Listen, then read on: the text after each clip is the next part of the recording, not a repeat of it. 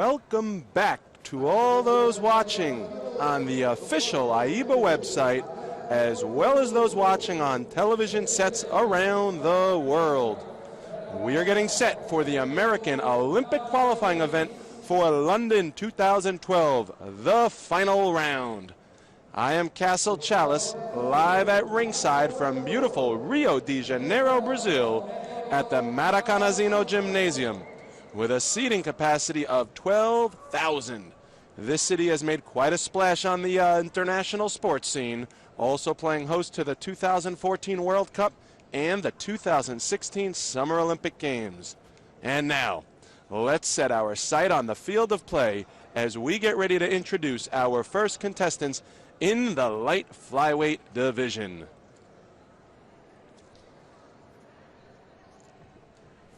Already in the ring, in the red corner, he is from Puerto Rico, Jontoni Ortiz. And in the blue corner, from Ecuador, Carlos Quipo will be his opponent. The judges, Martinez, Poggi, McFarlane, Riebi, and Abdarrahim, representing all of the fine, great member nations of AIBA around the world. As referee David Lorado checks the gloves of the boxers, make sure their equipment, headgear, and mouthpieces are all in place, we get set for the first contest of this final round. Again, Jontoni Ortiz, 18 years old, excuse me, winner of the Pan American Games bronze. And Carlos Quipo took the bronze at the 2012 Independence Cup. So these two boxers, no strangers to success on the amateur stage. Ortiz, the red corner, having a nice high defense, high guard, lets his hands go here in the center of the ring. Quipo rips two left hooks to the body, nicely executed. And a good double jab followed by a right hand, all by Quipo from Ecuador. These two boxers have come quite a ways in this tournament to get here tonight.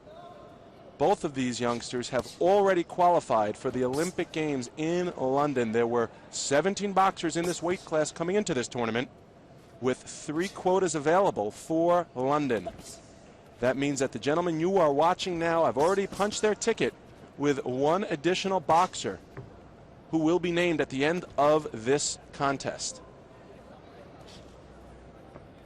Incidentally, it will indeed be whoever lost to the winner of the contest you're watching now in the last round, which would have been the semifinal round yesterday. A little more on that to come as the bout progresses. Nice jab by Ortiz. Good defense after the jab. Has a high guard. His elbows are in tight. That's how you want to be, especially at this amateur level, sticking to the fundamentals. Quipo, very focused, throws a big right hand, misses. And Ortiz comes back with a couple of his own. Left hook by Quipo. Ripping shots to the body, trying to get to the midsection is Carlos Quipo. And there's a jab by Ortiz. As we mentioned, both of these boxers very fundamentally sound. Left-right combination by Quipo. There's a double jab followed by a right hand by Ortiz, and some good defense covering up after the exchange. Left hook to the head of Quipo. That one looks like it's scored by Ortiz. Clean shot.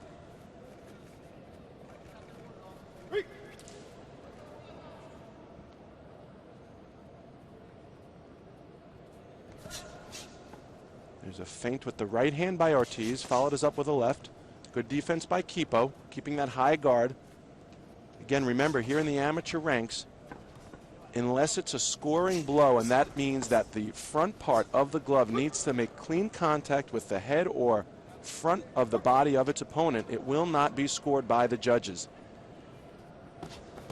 The AIBA judges sitting at ringside, some of the best in the business.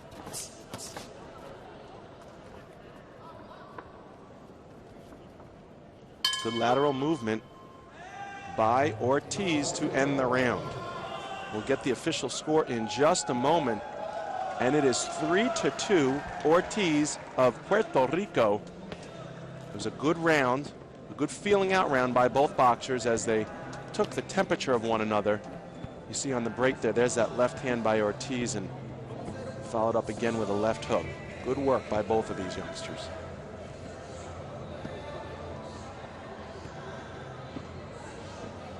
Incidentally, Kipo actually beat Ortiz last year at the Cheo Aponte tournament.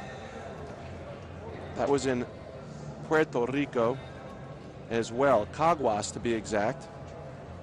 That was by points in a semifinal round. So Ortiz, although he comes out of this round up by 1, we know that Kipo has familiarity with beating this youngster. So let's see if Kipo can pull back from the history books of just last year and try and repeat what he had done in the ring against Ortiz once before. There's a left to the body. Good exchange by Kipo with a left hand to the head by Ortiz.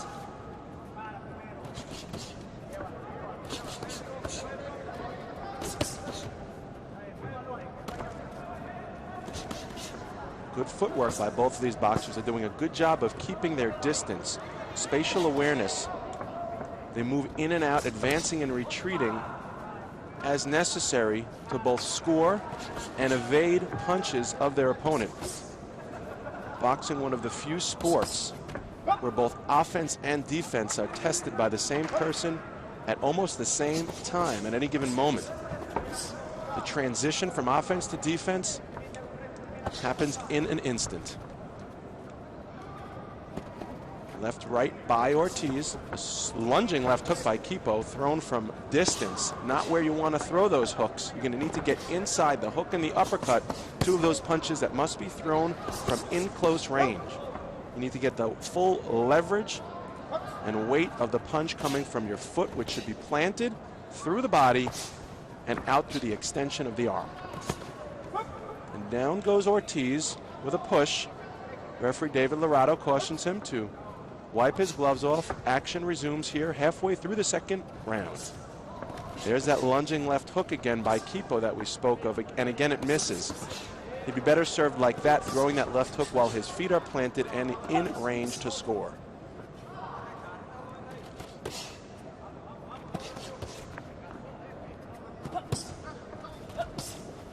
Wild right hand by Kipo. And another right hand sails over the head of Ortiz. Ortiz doing a very good job containing Kipo, who had bested him last year in his hometown.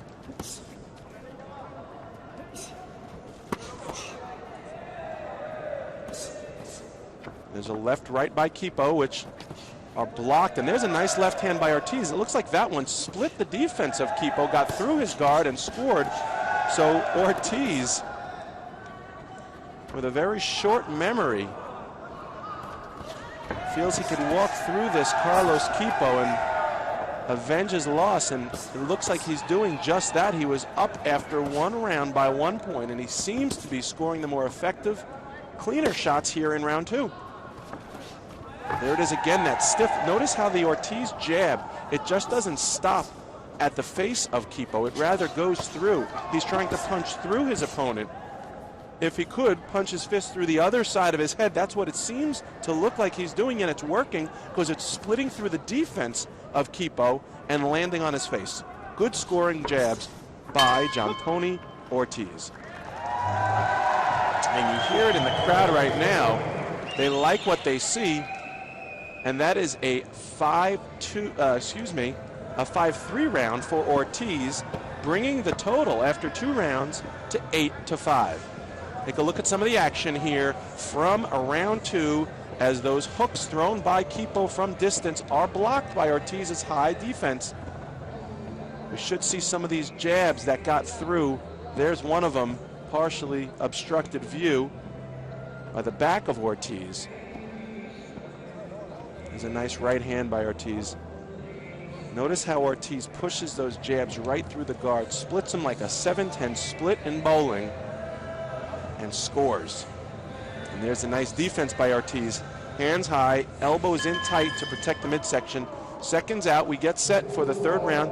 We mentioned earlier we'd be talking about who else has a keen interest on the outcome of this contest. Someone else in the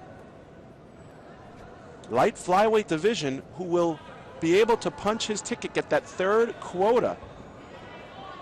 Incidentally, he'll also get the bronze, the lead bronze, if you will, and go to London himself.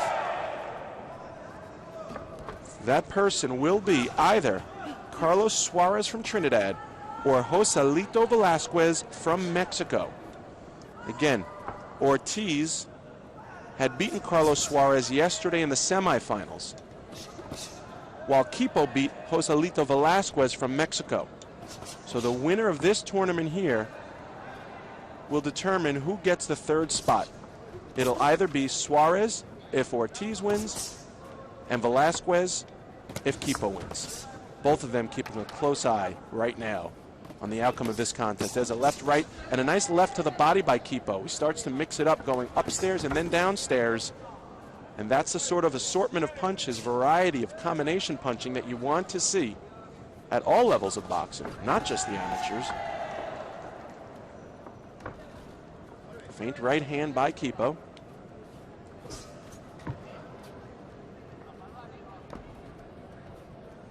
Good retreat by Ortiz, good footwork, staying balanced at all times,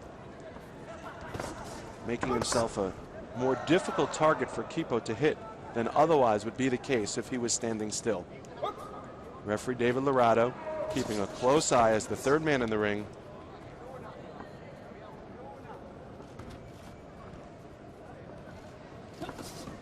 Wild right hand by Kipo, goes over the head of Ortiz, and again for the third time, Ortiz is pushed down to the canvas. It's getting a little rough in there. Bragging rights for the gold medal here. It's all on the line. Nice left hand by Kipo, scored, it seemed, to the face of Ortiz. Nice defense by Ortiz with his left hand to block that overhand right by Kipo. And the referee, David Lorado, is going to issue a caution to Kipo for cuffing. That's punching with the cuff part of the gloves, or rather landing a punch with the cuff part. It almost amounts to a push of a punch instead of an actual snapping punch with a clean connect. Just a minute to go here in round number 3. We are at the Maracanãzinho Gymnasium in beautiful Rio de Janeiro for the American men's qualifying event. It's actually the Americas. It covers North and South America, and Central America for that matter. The remaining quotas for the Americas boxers, who will find themselves in a cushy position on their way to London later this summer. And now Kipo had Ortiz up against the ropes for a minute. Ortiz showing some good boxing instincts to spin away from that and avoid any real harm.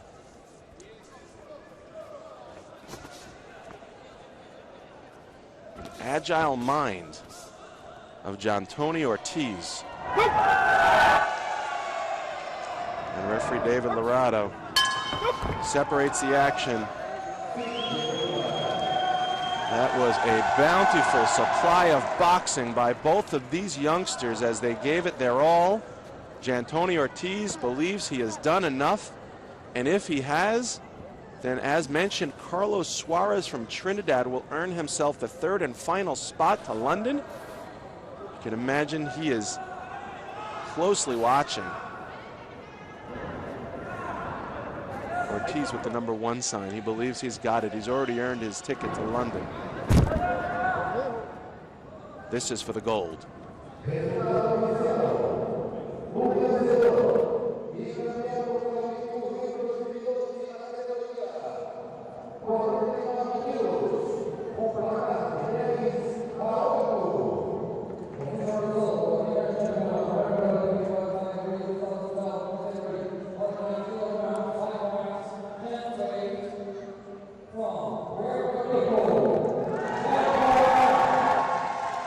Another 3-2 round, just like the first. Rather, that was a 2-3 round. So Kipo actually took the final round. However, not by enough of a margin, and Jantonio Ortiz de Puerto Rico gets the victory 10-8, and that means that the third spot goes to the Trinidadian Carlos Suarez. So the Olympic spots are set now. It is Ortiz, Kipo, and Suarez going to London from the Americas. Congratulations to all boxers. Take a look at some of the action here from that final stanza between Ortiz and Kipo.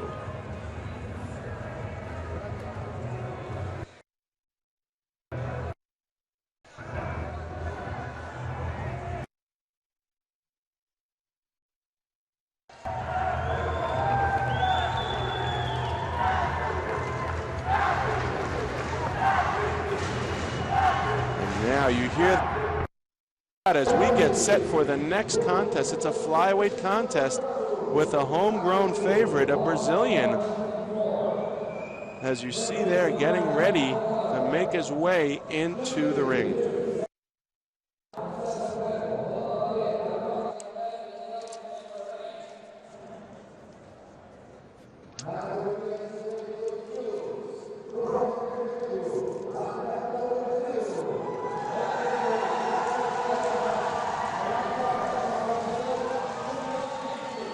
Julião Enriquez.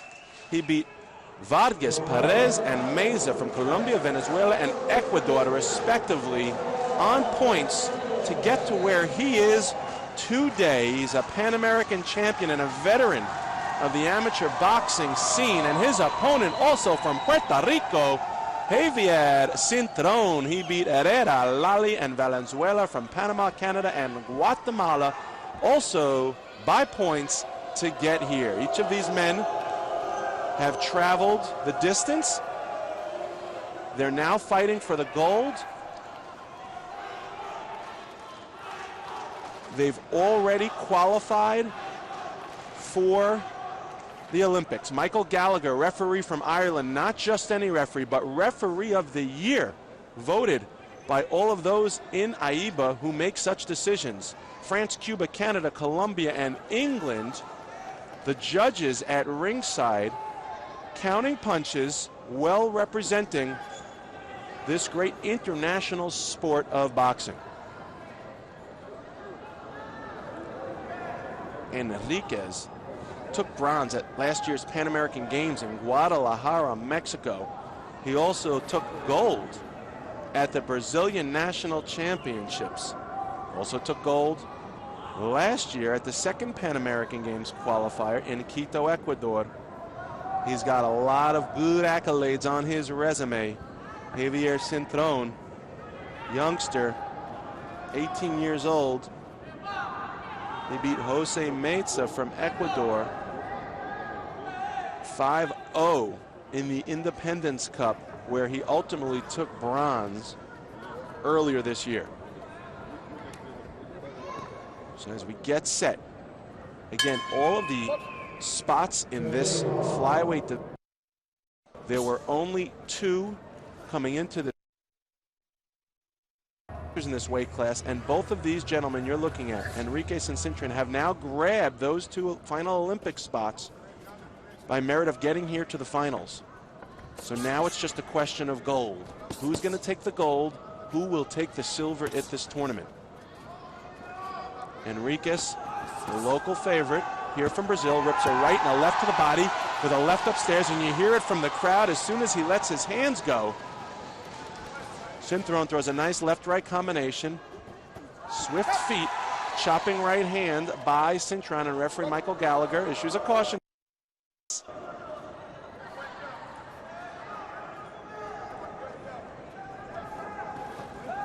Nice right hand by Enriquez, split the defense of Cintrón and scored.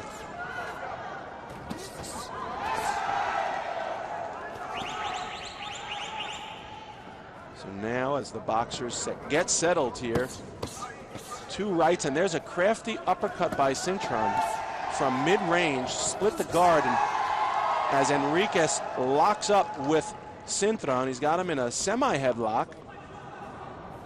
They resume here in the center, a nice overhand right by Enriquez, who's boxing in the southpaw stance. Cintron in the southpaw stance, and a big left-right combination by Cintron. That one will quiet the crowd quickly. And Enriquez is starting to let his hands go, but a crafty Cintron is finding how he could score with some crafty counterpunching. Just following the basic principles of counterpunching, of good timing and having very good vision, knowing you're around, the surroundings around you. Enriquez's placement. Good lateral movement is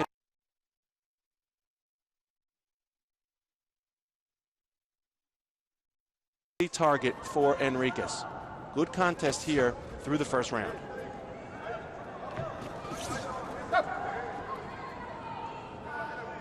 Another caution by Michael Gallagher. And Enriquez throws two stiff right hands. Nice jab by Enriquez, followed by a big right, split the guard, and the crowd loves it. Enriquez starting to open up here in round number one. A left to the body, a left upstairs, both missed by Enriquez, and Cintron is fighting back in a decisive manner. Left to the body by Enriquez.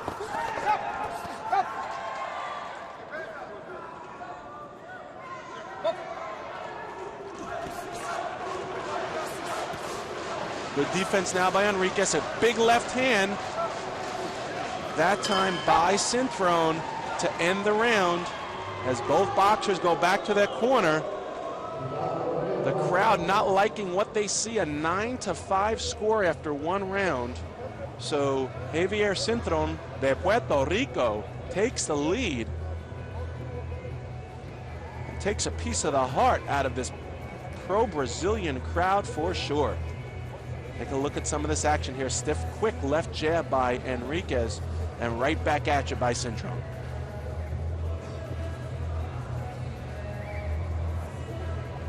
There's that left-right combination that we spoke of by Enriquez.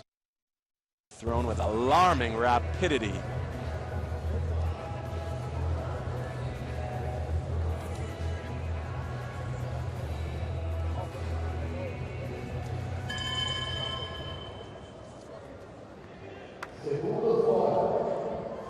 All right, we are all set for round number two.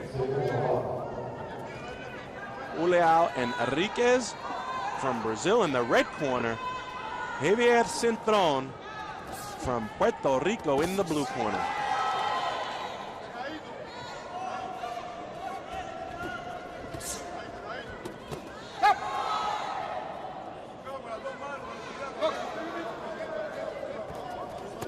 Nice left hand by Enriquez. He's pushing the action. Seemingly the aggressor, while Cintron not afraid to mix it up either. Left hand by Cintron. Enriquez looking a little off balance. Doesn't quite have the feet placed just yet where they need to be. That has much to do, no doubt, with Cintron's constant lateral movement, forcing Enriquez to continue to turn and never quite get settled with his feet. Good balanced capacity by Javier Cintron.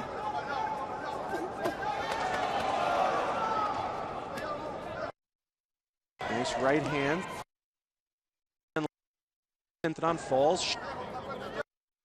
And Enriquez continues to stalk his man around the ring as Michael Gallagher, the referee, issues a caution from using the forearm to Enriquez.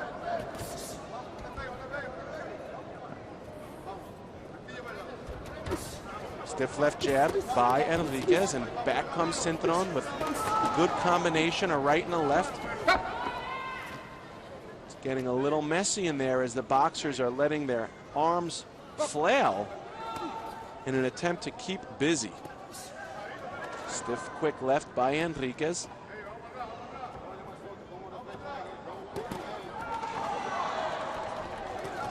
And there's a nice quick right hand by Cintron, who has found a home for that jab. Again, it's always tough. Styles make fights, and when an orthodox boxer like Enriquez faces a southpaw, a crafty southpaw like Cintron, it takes a while to adjust to that right hand, that quick right hand being the jabbing punch.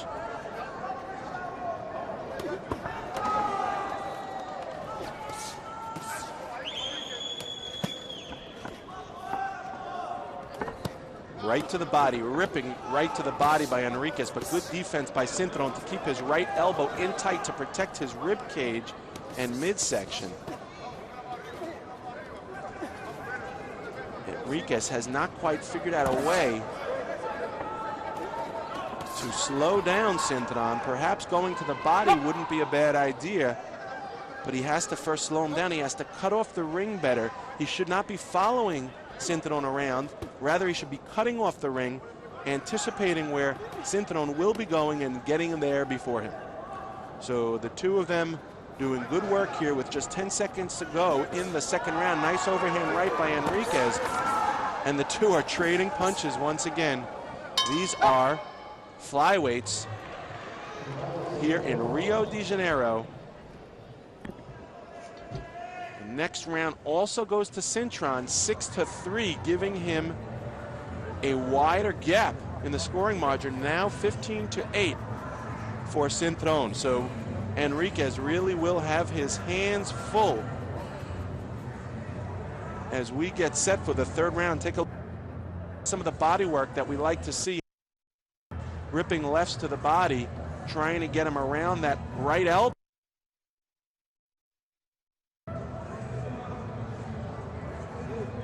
Cintron standing right there in the pocket, willing to trade punches.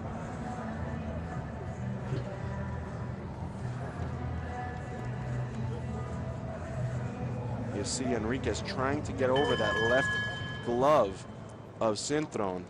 Not sure that the judges are going to give those credit. They want to see clean punching.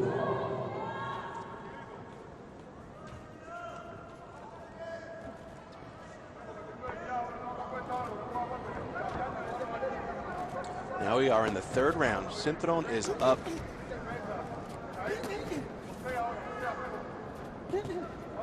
After two. And Enriquez really needs to come on strong here. Needs an awakened curiosity. If he is going to pull through here, he needs to somehow dig deep and find the energy. Perhaps his fellow countrymen here in Brazil can will him through, although they've been a little quiet here as Cintron went in there in the first round and just took a piece of their heart. A little more at the end of round two. Enriquez throwing a right hand, sails over the right shoulder of Cintron. And Cintron using that good lateral movement, not giving Enriquez a steady target.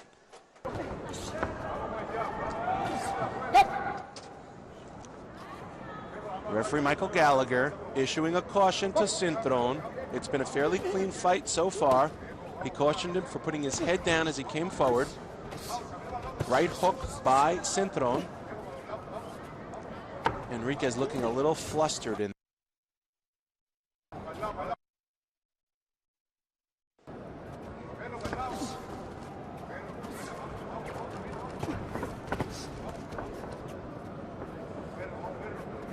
And now Enriquez really needs to step up the action. He needs to find some sort of motivating factor to let it all out on the line, perhaps having already cemented his place to London, rather his ticket to London.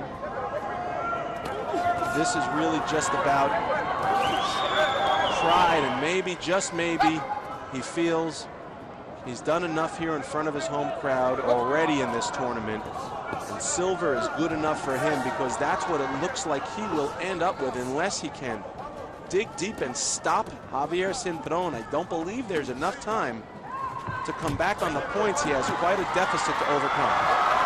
And now, finally, with 35 seconds left, the Brazilian crowd is starting to chant and will their man on. Is it too little, too late? We will find out as Cintron throws a right hand to the head of Enriquez. He's throwing punches and bunches from all angles.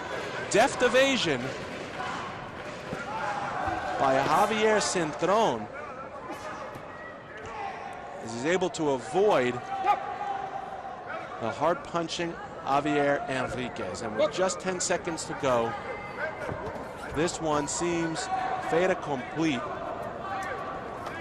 as Javier Cintron will get the victory. Enriquez thanking the crowd, fist in the air. Javier Cintron walks back to his corner. We will get the official decision in just a moment, folks. Stay tuned. We are here at the Maracanãzinho Gymnasium in Rio de Janeiro, Brazil, for the American qualifying tournament. North, South America, Central America, all of the countries are represented, vying for the final spots in London.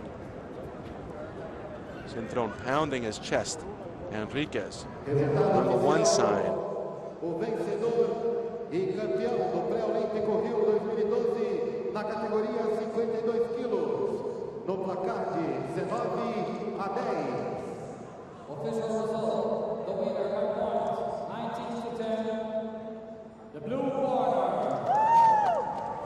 And Javier Cintron with a 4-2 round, so he makes it a clean sweep and a 19-10 victory for the Puerto Rican fly. That puts 2 down. Gets set. We were going to witness the award ceremony now for the first contest of the evening after we catch a little bit of the replay from the last round.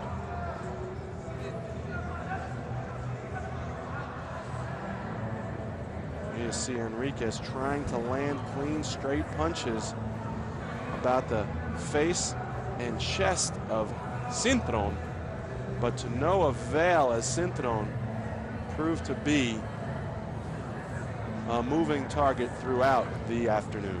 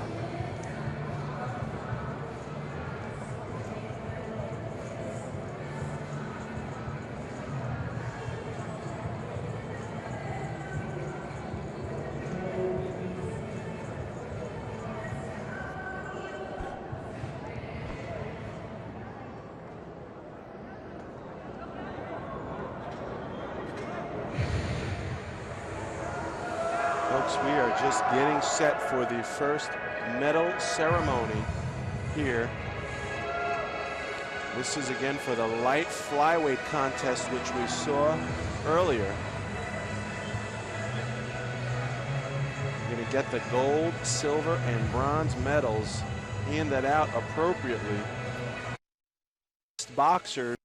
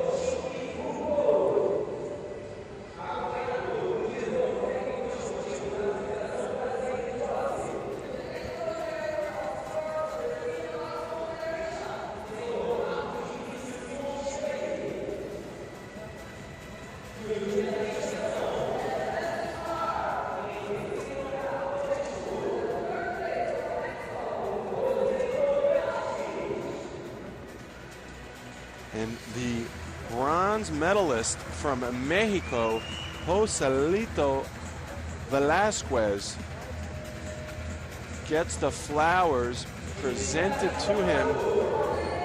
The technical director of sports of Brazilian Boxing Federation, Marques Vinicius Simoes de Suarez from Trinidad, also getting his.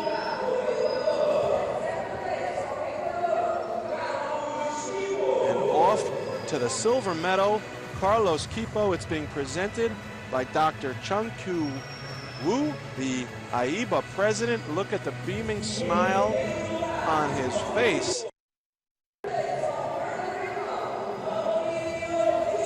And the gold medalist at the 2012 Continental Qualifiers in the light flyweight division, he is John Tony Ortiz Rico. So you couldn't picture a more beaming smile than that of Ortiz right now. Congratulations to all of these guys. Quite an accomplishment to get through the best that the Americas have to offer this week in Rio de Janeiro.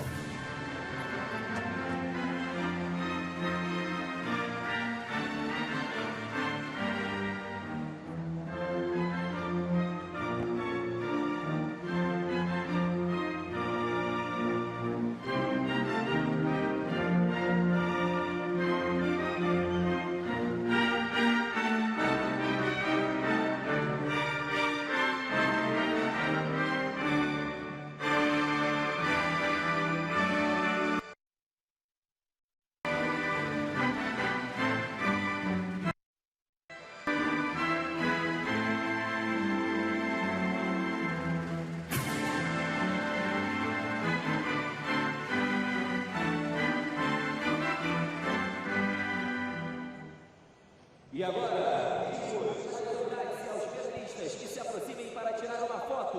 Não, ele vai ter outros jornalistas.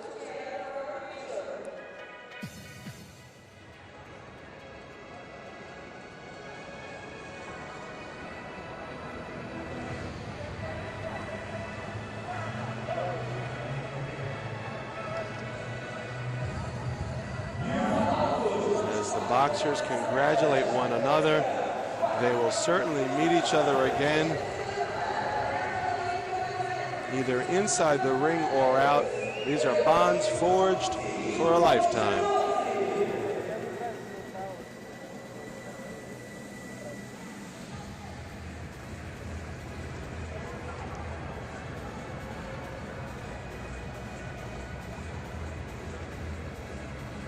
There's one more look at these light flyweights as they exit stage left.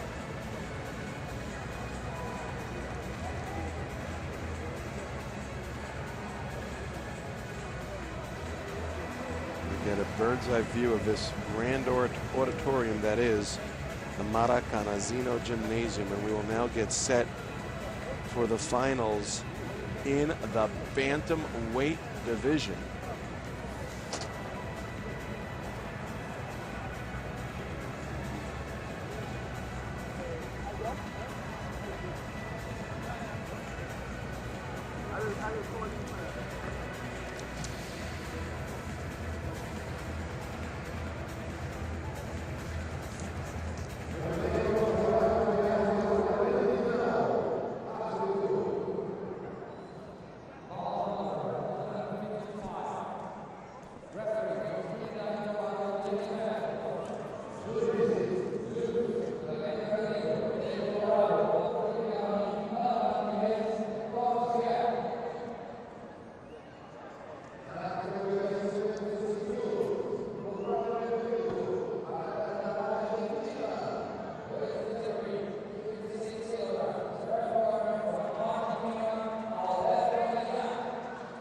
Now making his way to the ring, Alberto Melian from Argentina. He beat Can, Machado, and Encarnacion from Guyana, Puerto Rico, and República Dominicana to get here tonight.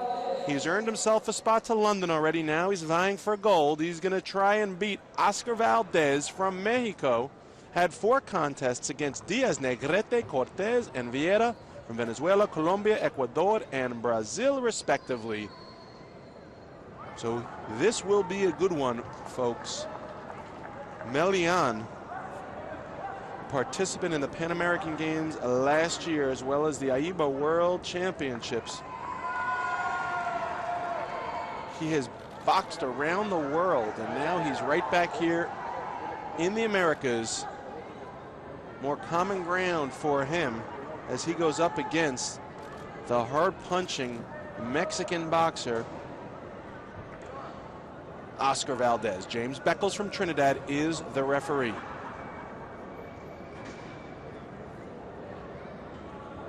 Checks the headgear, the mouthpiece of Melian. The judges at ringside, Carrillo, Larado, Aberdahi, Martinez, and Riebi from around the world, counting the punches, judging the action. And as the third man, Beckles, checks the equipment of Valdez, took silver, did Valdez, at the Pan American Games in Guadalajara, Mexico last year. Also took first place in the Mexican National Olympiad last year and was himself a 2008 Olympian in Beijing. So now a 2-time Olympian is Oscar Valdez. Both boxers boxing in the orthodox stance. Good jab by Valdez. Comes forward with characteristic audacity. Nice fast jab by Melian, a double speed jab. Mostly blocked, but Valdez will continue to walk his man down as he's wont to do. Once he gets Melian up against the ropes, he's going to let his hands go with a reckless abandon. And now Melian, trying to avoid some of those heavy punches by Valdez, is going to continue to use his feet and good lateral movement to circle away from the hard-charging Valdez. Good jab by Valdez, and then to retreat and get out of harm's way. Advancing and retreating, one of the great fundamentals of boxing, using your feet to play both offensive and defensive roles. And now, as Valdez retreats on cue, he comes back to advance. Left hook. Again, that hook needs close range with the... Neither was the case for Valdez in that exchange. On with some cautious skepticism here as he tries to feel out the power punches of Oscar Valdez. Make sure he can handle them with Alan, and then go back on the retreat. Wild left hook by Melian, misses. Right hand by Valdez also misses. Definitely a question of feeling one another out here in round one. Melian looks comfortable, perhaps playing the counter punching roll. Boxing from the outside while Valdez, clearly a puncher, wants to get Melian into an exchange to draw him. Punches up. There's one up. It's called an uppercut. A right hand by Valdez. Tried to split the guard of Melian. And Melian judiciously circling away. 20 seconds left here in round number 1. Again, this is for the gold medal. Melian and Valdez have already earned their tickets to London, along with Rabenelson Vieira from right here in Brazil and William Encarnacion from República Dominicana. The other semifinalists, there were 4 spots open at the beginning of this tournament. 18 boxers in this bantamweight division. And Oscar Valdez of Mexico with a commanding 10-3 lead after round 1. Take a look at some of the action. A left hook by Melian sailed over the head of Valdez, and now Valdez, my senses tell me that Valdez wants to get Melian up against the ropes where he could start to rip shots to the body and the head and limit the lateral movement of Alberto Melian. Melian, on the other hand, does not want to get caught in that predicament.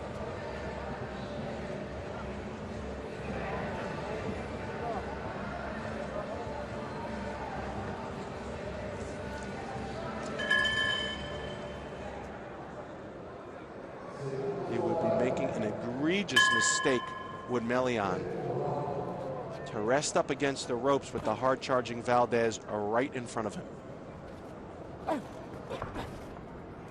Double left jab by Melian. Melian should be working behind that jab more effectively, boxing from the outside and keeping Valdez off of him, using that jab as both an offensive and defensive weapon.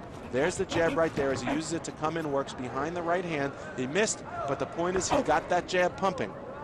Alberto Melian needs to use that jab to keep Valdez at bay. Valdez would want to use his feet, try and duck below that jab and get inside and go to work on the body of Alberto Melian. There's a left hook by Valdez, misses. Again, that hook needs to be thrown from close range. You can't land it when your feet are not planted.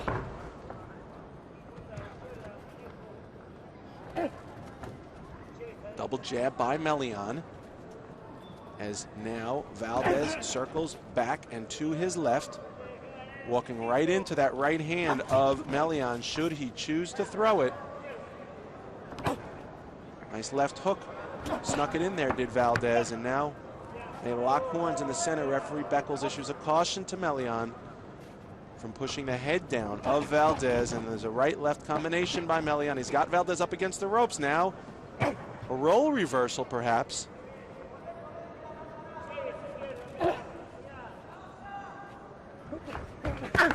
Nice left hook while stepping back. Executed perfectly. Feet are supposed to be planted on that hook, but there are exceptions to that rule. When stepping back, you can catch your opponent off guard, as Valdez did just there. Chopping right hand by Valdez. There's some growing tension here as round number 2 gets past the halfway point. There's a right hand by Valdez. Left hook wild, misses, not even close, as Melian continues to pursue his opponent.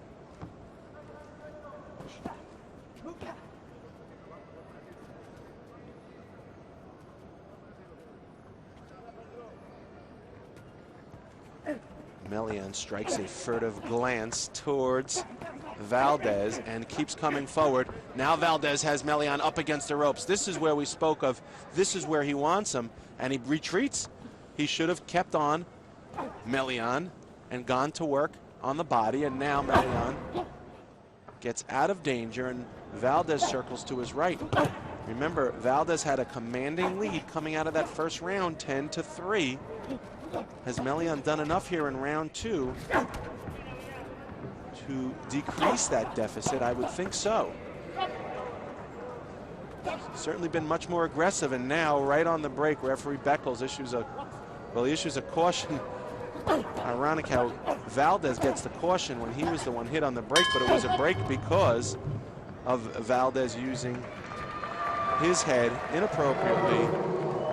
And now, while Valdez holds on to his lead, it's only by a 2-point margin, so not nearly as wide a chasm as the first, but just the same. 15-6, the Mexican over the Argentine after 2 rounds. See the 22-year-old Valdez, ranked number 14 in the world, gets advice from his corner. Take a look at some of the action from round. Valdez, the smart boxer, some energetic enthusiasm, bobbing and weaving his way through the round.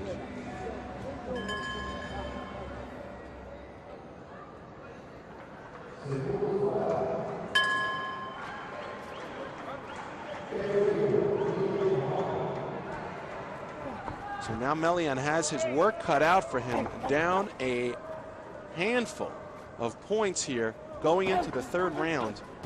Valdez back on the ropes. Melian now trying to let him have it. Valdez doing a good job defending himself from those close range punches being thrown by Melian. A flagitious attack. And now Melian trying to catch him with a left hand to no avail, as Valdez is going to, I think, try and stay outside of range of Melian. He's already punched a ticket to London. He's already got a commanding lead and on his way to a gold medal. He doesn't really need to mix it up with Alberto Melian much here in the remaining 2 or so minutes of this round. He could stay on the outside and box, keep a good defense, counterpunch Melian when the opportunity avails itself, and otherwise start thinking about how he is going to after this contest. Good defense by Valdez, keeping his hands up high, throws a nice little barrage of punches and a left hand to the head of Melian as we get towards the halfway point of this 3rd round. Valdez digging in.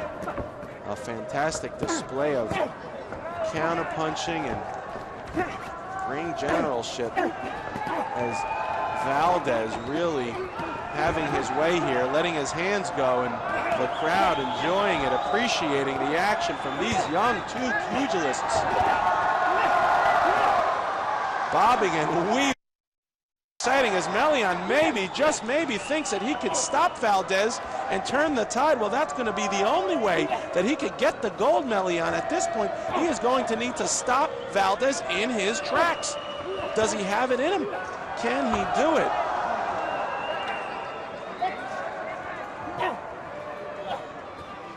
Nice ripping uppercut by Valdez. And now these two are just showing a burning zeal for victory. And Valdez scores a standing 8 count against Melian. That's not what Melian needed right now.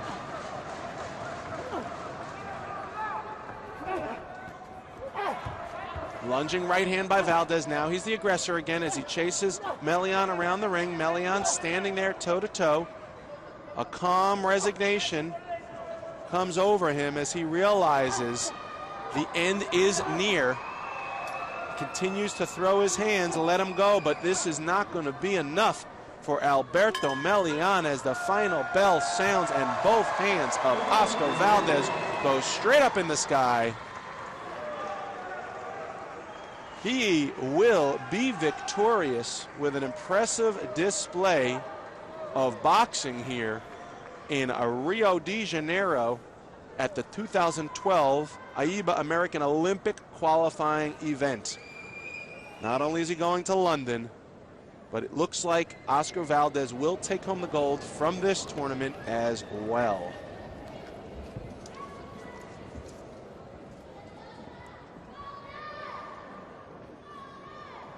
Resultado oficial. o vencedor e campeão do Pré-Olímpico Rio 2012 na categoria 56 quilos, com placar de 29-11. Official result, the winner by points, 29-11, the blue corner. And Valdez does indeed with a 14-5 round in his favor and a 29-11 overall victory for the Mexican boxer. Good work. Again, Melian, nothing to be ashamed of. He's going to London with the ability to box, as you see here, along with the two other semi-finalists, William Encarnacion from República Dominicana and Robenelson Vieira from Brazil. We'll see them get their medals in a short while. Stay tuned for that. Take a look at some of this fisticuffed action here from round number 3 between Melian and Valdez.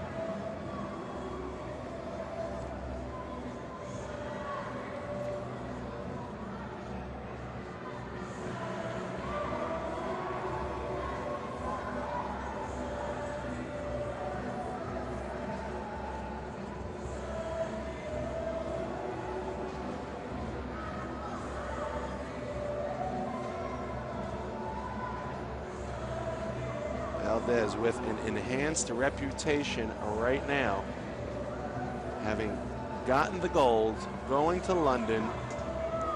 You saw a preview just there of what we will likely see in London. Some good boxing all week long. We're now going to get set for the medal ceremony for the flyweight division, which concluded the contest before last.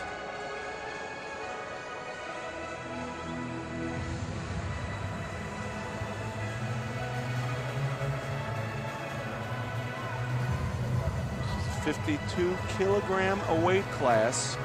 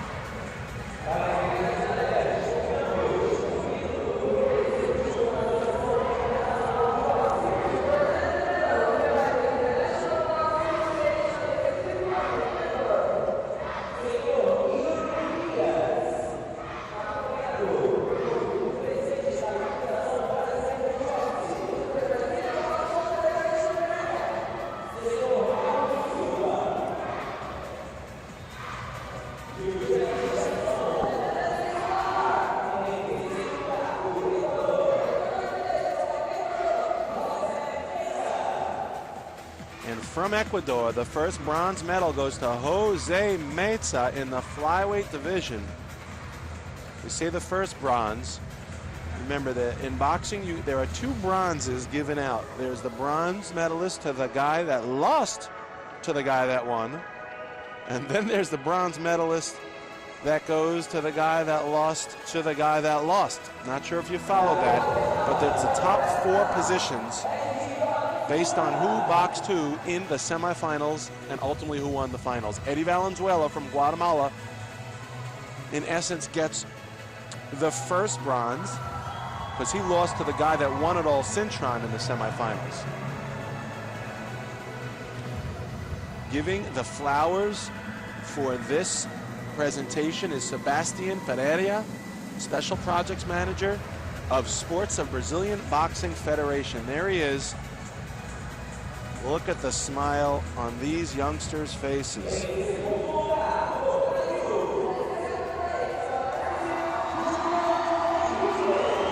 And the silver going to the hometown hero, Uliao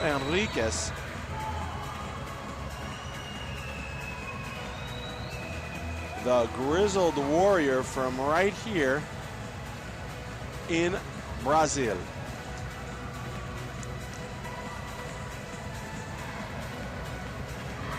And the medals are being presented by Jürgen Kayas.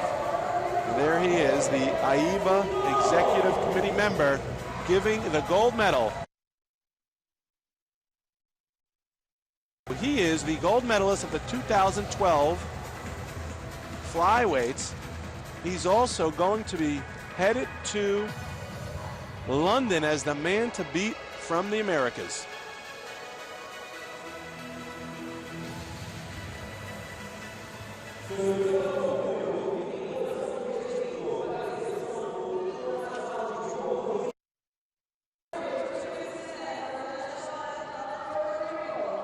And there they are, folks. Take a look at them. Remember their names. Javier Cintron, Julio Enriquez, Eddie Valenzuela, and Jose Meza.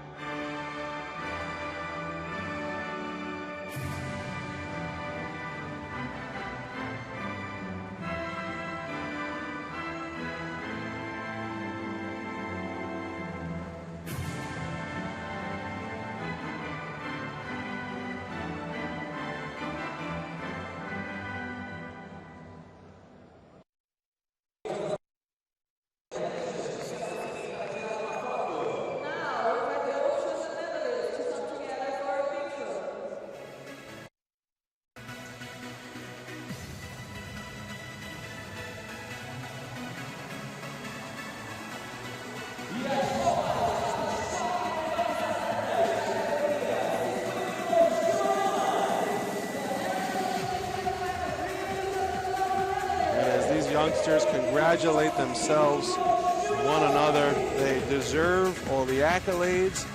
They will see each other again in just a few months in the city of London, where they will do battle for the 2012 Olympic Games. Battle once again. And we are going to get set now. In just a moment for the lightweight contest, the fourth bout of this afternoon.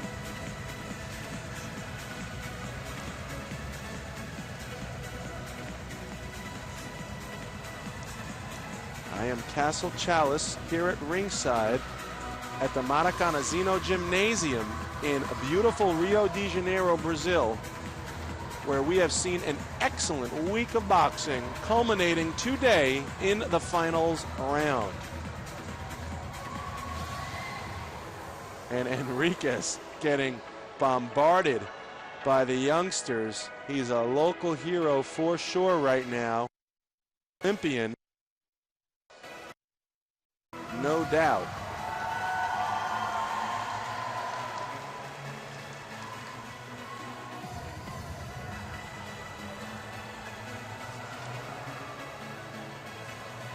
He's been a veteran of this amateur boxing scene in Brazil. His name is well known, and now his face is too. As he takes a victory lap, holding the flowers.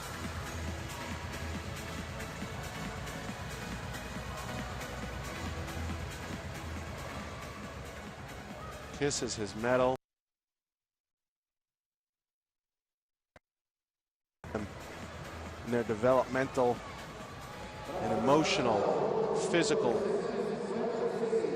development is beyond words.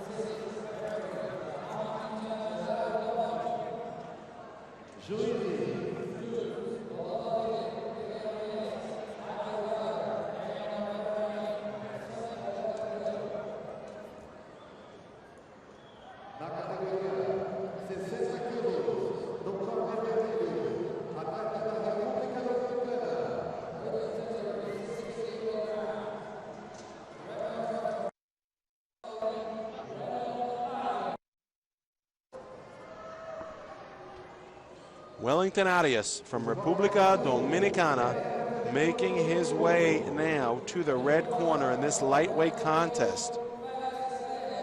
His opponent, Felix Verdejo, got through Gutierrez, Reyes, Gutierrez, and Mariaga to get here today.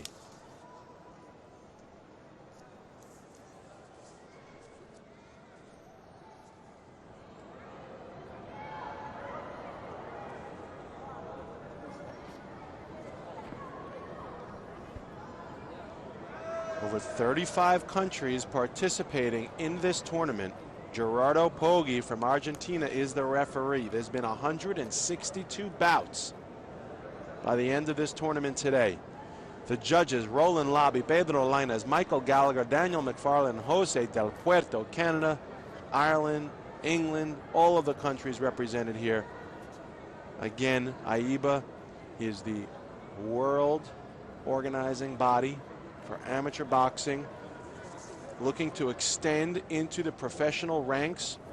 AIBA is the International Boxing Association, established in 1946. It's recognized by the IOC as the world governing body for boxing. Now branching out, they've created the World Series of Boxing, which is a groundbreaking global boxing league that brings together franchise teams from around the world. They're getting ready to launch the APB, the AIBA professional boxing arm, to really try and take control of the sport on a worldwide level. Arias in the red corner, Verdejo in the blue corner. Arias is an AIBA Youth World Champion quarterfinalist. Participated in last year's Pan American Games. He was the national champion of Dominican Republic. Last year, he was boxing in the AIBA World Championships also last year in Baku, Azerbaijan. Verdejo participated in the Pan American Games. He's only 18 years old. He was the first place gold medalist at the Puerto Rican National Championships last year. These two youngsters going to let it all hang out. Verdejo boxing in the orthodox style. Arias, southpaw, throws out the jab, leads forward with a right-left combination. Some nice straight punching by Arias. Very focused attention by Arias as Verdejo looks the foremost opponent. Nice straight jab, good straight punching. One of the signs of good fundamentals is straight punching. A straight punch always lands faster than a round punch. We've seen numerous occasions where two boxers throw punches at exactly the same time. They could have exactly the same reach, thrown with exactly the same speed. One's punch is straight, the other's is round. You guessed whose is going to land first. Finds its target because the straight punch throws it off track. And now Arias circles to his left, lunging left-right combination by Verdejo. Good defense by Arias.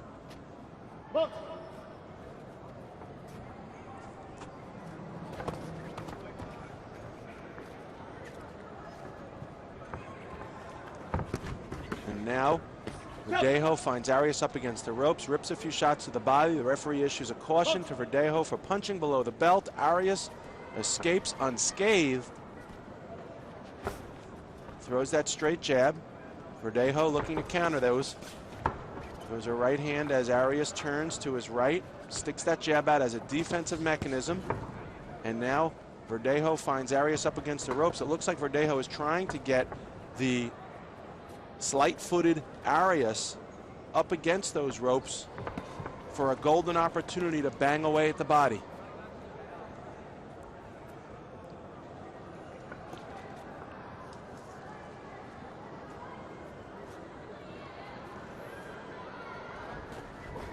Left-right combination thrown by Verdejo to end the round. That one was close. Very close, 3-2. Felix Verdejo of Puerto Rico takes a 1-point lead coming out of the first round. Take a look at some of the action there. As Verdejo throws that right hand counter punch. There it is again. That time it sails over the head of Arias.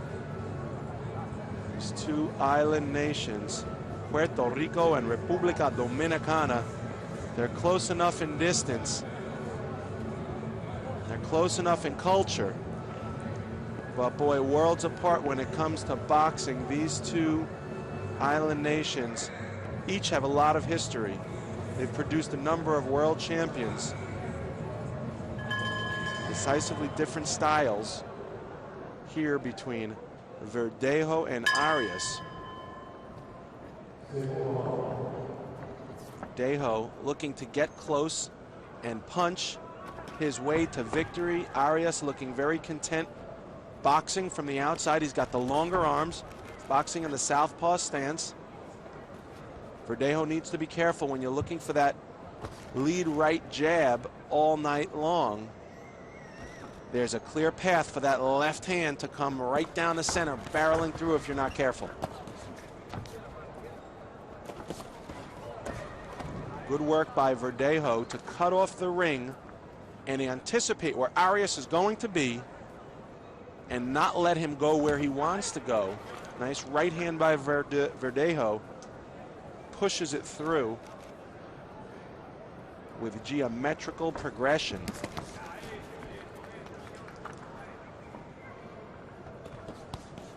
Some good shots there by Arias, blocked by Verdejo, but he's starting to let his hands go a little more, looking for that opening, looking to create an opportunity.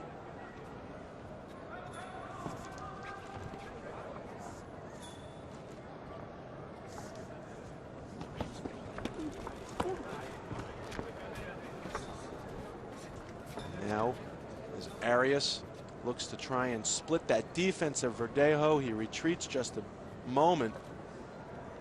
Some brisk energy here in this contest. Left hand by Arias. Left to the body, left uppercut by Verdejo, both miss. There's a nice right hand, this time by Verdejo, over the top of the glove of Arias. Looks like it's scored. And Verdejo is trying to get through the boxing ability of Arias and land some meaningful punches. Perhaps to the chest, back upstairs to the head if he can. There's an impenetrable calmness, it seems, to Wellington Arias. He stands there in the face of fire and continues to box back.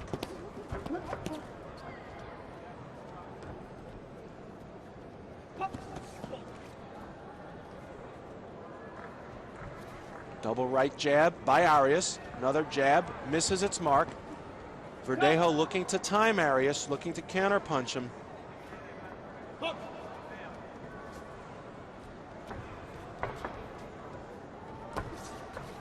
Verdejo seemingly okay with that, playing the counterpunching role now.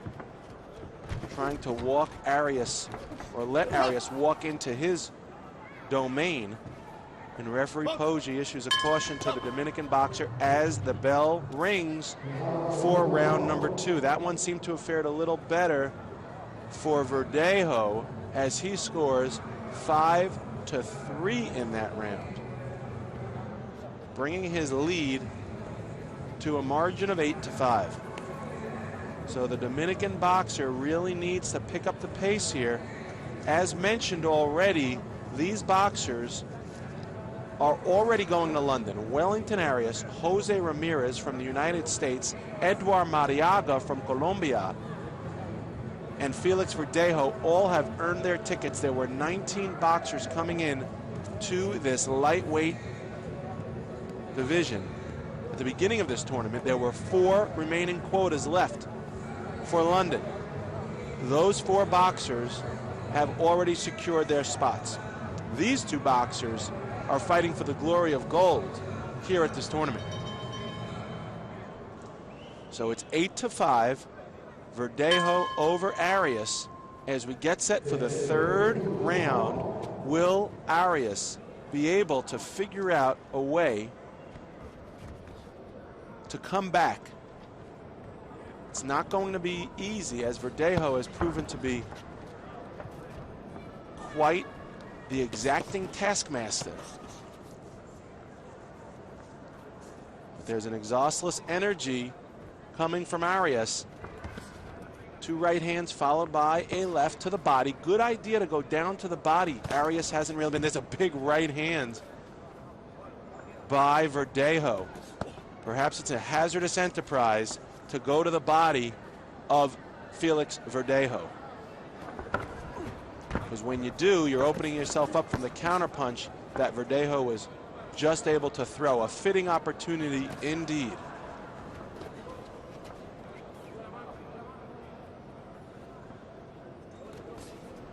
Left hand by Arias, counter left hook by Verdejo. Nice right hand as Verdejo tries to will himself through the guard of Arias. Arias needs to pick up his pace. He needs to let his hands go, and he needs to start throwing punches from angles and punches in bunches. There's only a minute and a half or so to go in this contest. If he wants the gold bad enough, Arias needs to prove it.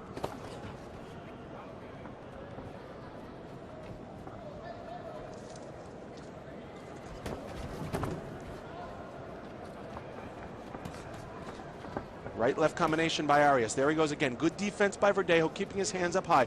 Arias needs to start to throw punches downstairs to drop the arms of Verdejo, get Verdejo thinking body, and then come back upstairs to the head. But Arias is very, very predictable right now, and Verdejo, playing the soothsayer, has learned when Arias is going to throw punches. He's telescoping them, telegraphing them, and Verdejo is going to have his way to victory, it seems. Right and left to the body by Arias, but to no avail. Good defense by Verdejo, covering up on the ropes. Nice left hook by Verdejo. So Verdejo is not resting on his laurels. He was up after the second round, but he's continuing to fight back and push his way through to victory. A feigned reluctance on the part of Wellington Arias to take this contest through sound boxing ability. And that's it, folks. Round number 3 in the books. Seems as though Verdejo knows he's got this one already.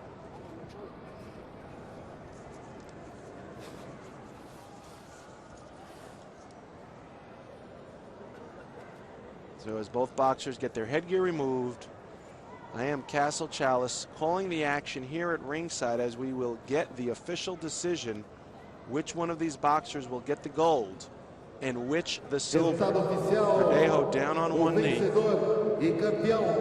up on one finger.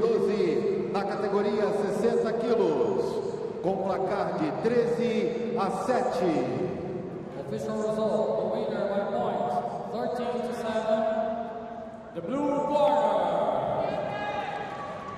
And with a 5-2, round number 3, Verdejo takes this one 13-7, and he is your gold medalist in the lightweight division of this 2012 AIBA American Olympic qualifying event here in beautiful Rio de Janeiro.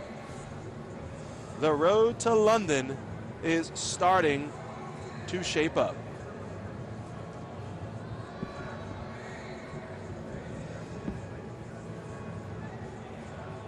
Nice right hand by Arias there. He's able to slip it past the high left glove of Verdejo, but unfortunately for him, those moments were too few and far between.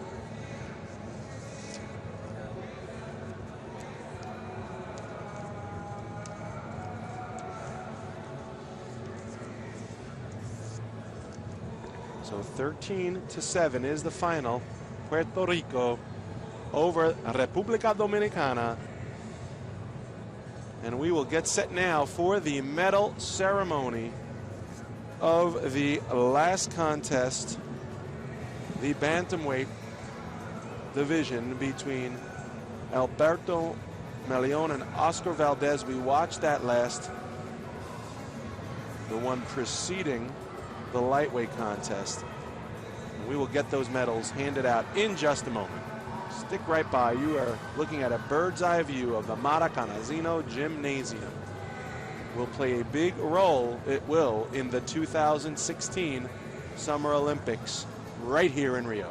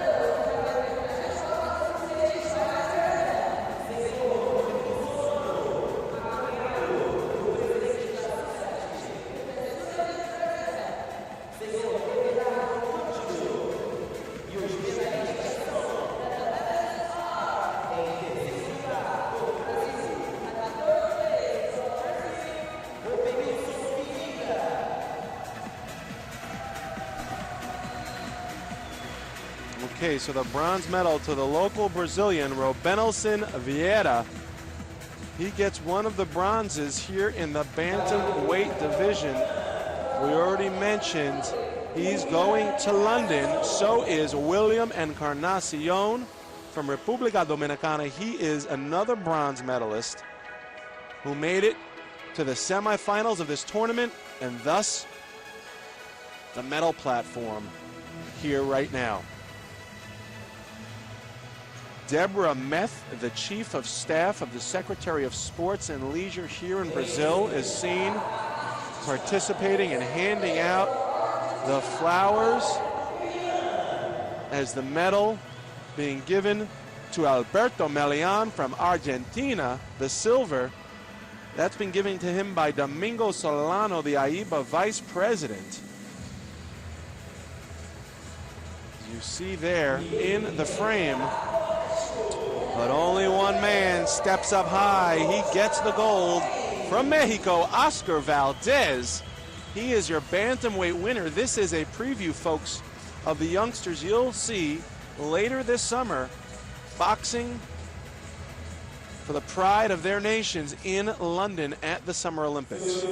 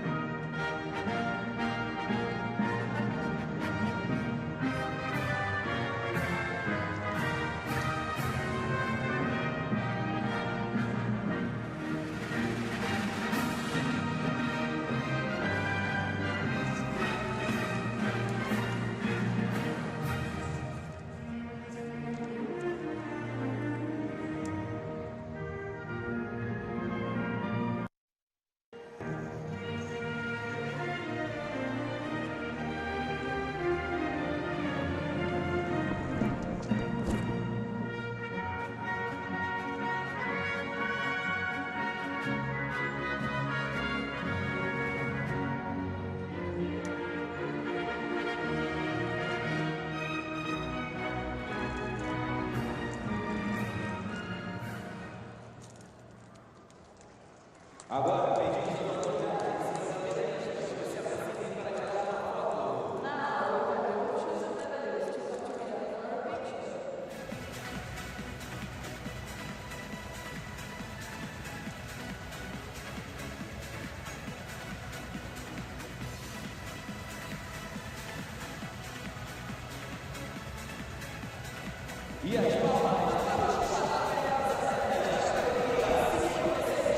Remember their faces, remember their names. You'll be seeing them again real soon. And we are going to get set for the lightweight contest between Roniel Iglesias of Cuba and Francisco Vargas de Puerto Rico.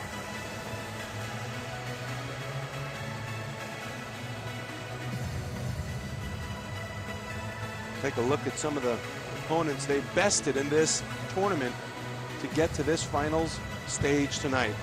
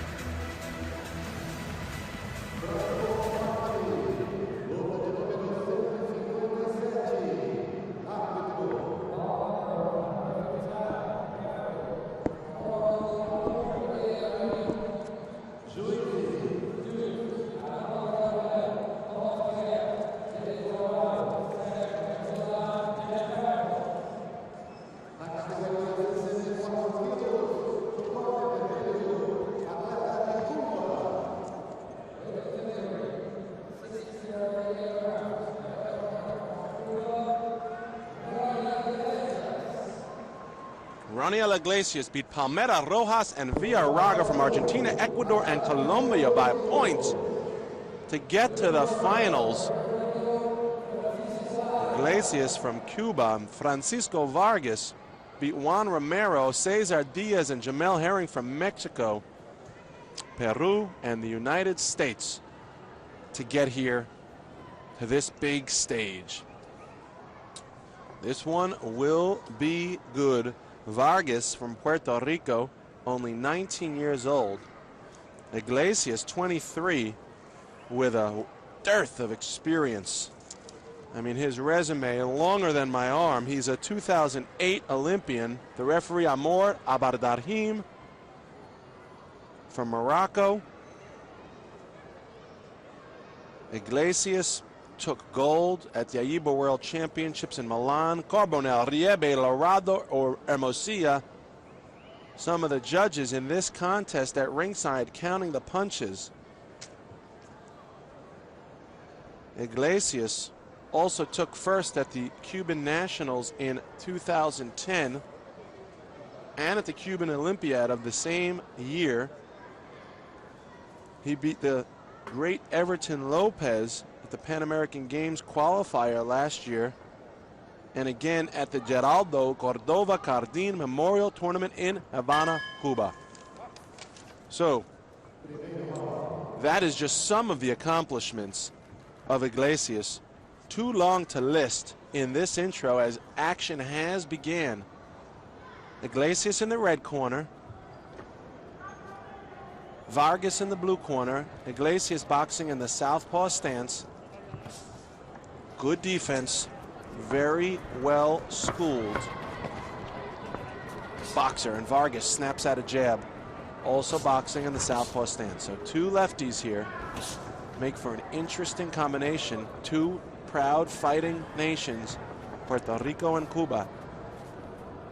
And Iglesias stalks his man down with a callous indifference for what Vargas may have in store for him. Big left hand by Iglesias. Vargas rips two right hands, followed by a left.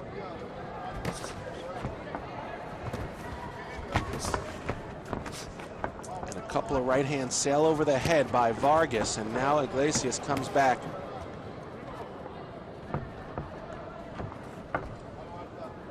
Iglesias has Vargas up against the ropes, but Vargas escapes any harm, and Iglesias standing very upright.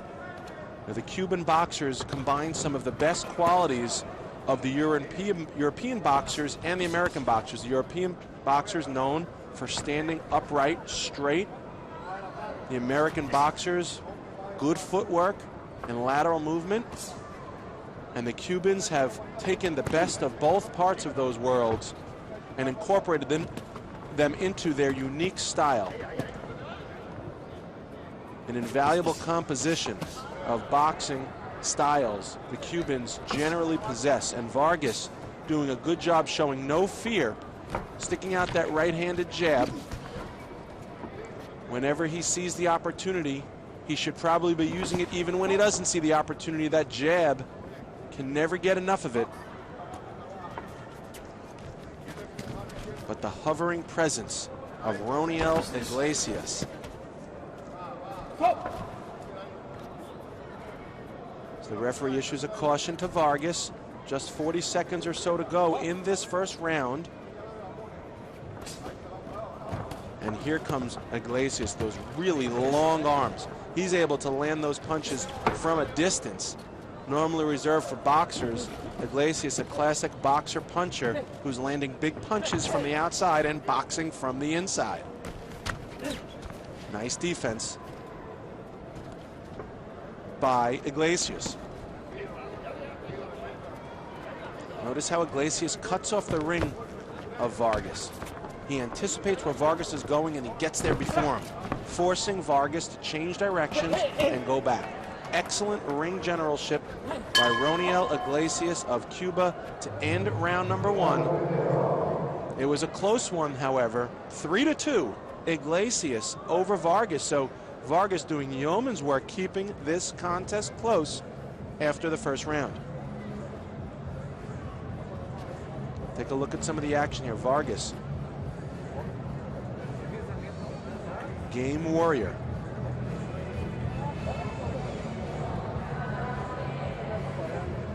Nice right hand over the left defensive glove of Iglesias. Held up high, as it ought to be by Iglesias, but Vargas found a way around it, as he'll need to do. And there you see, you see where he learned it from. Iglesias has been doing it to him throughout the contest as well. So both of these boxers are going to need to tighten up that defense and use the high shoulder to help along with that glove to protect those headshots. The shoulder can act as a crutch, or rather as a defensive mechanism along with the glove if you get it up high enough. And now Vargas back on the warpath as Iglesias circles right and left. Again, remember, as we said, Iglesias doing such a good job cutting off the ring that every time Vargas tries to circle away, Iglesias meets him and turns him back. Now Vargas finds himself up against the ropes, gloves high. Iglesias looking for an opportunity to really open up the defense that Vargas is trying to employ. But Vargas doing a good job using spatial awareness and convenient footings to stem that tide. Vargas circling to his left.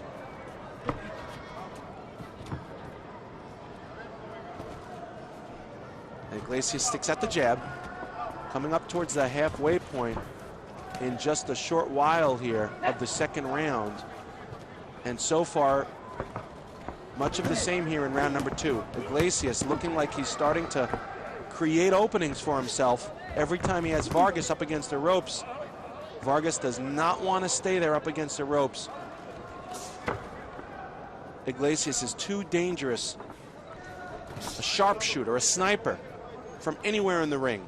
He can land punches. He's got long arms and he knows how to use them.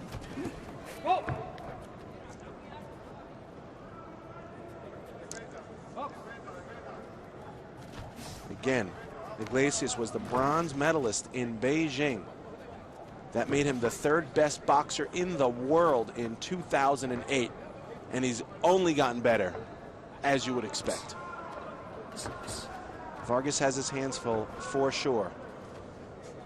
Although it is the case indeed that both of these boxers are already going to London, along with Cesar Villarraga from Colombia, and Jamel Herring from the United States, and one other.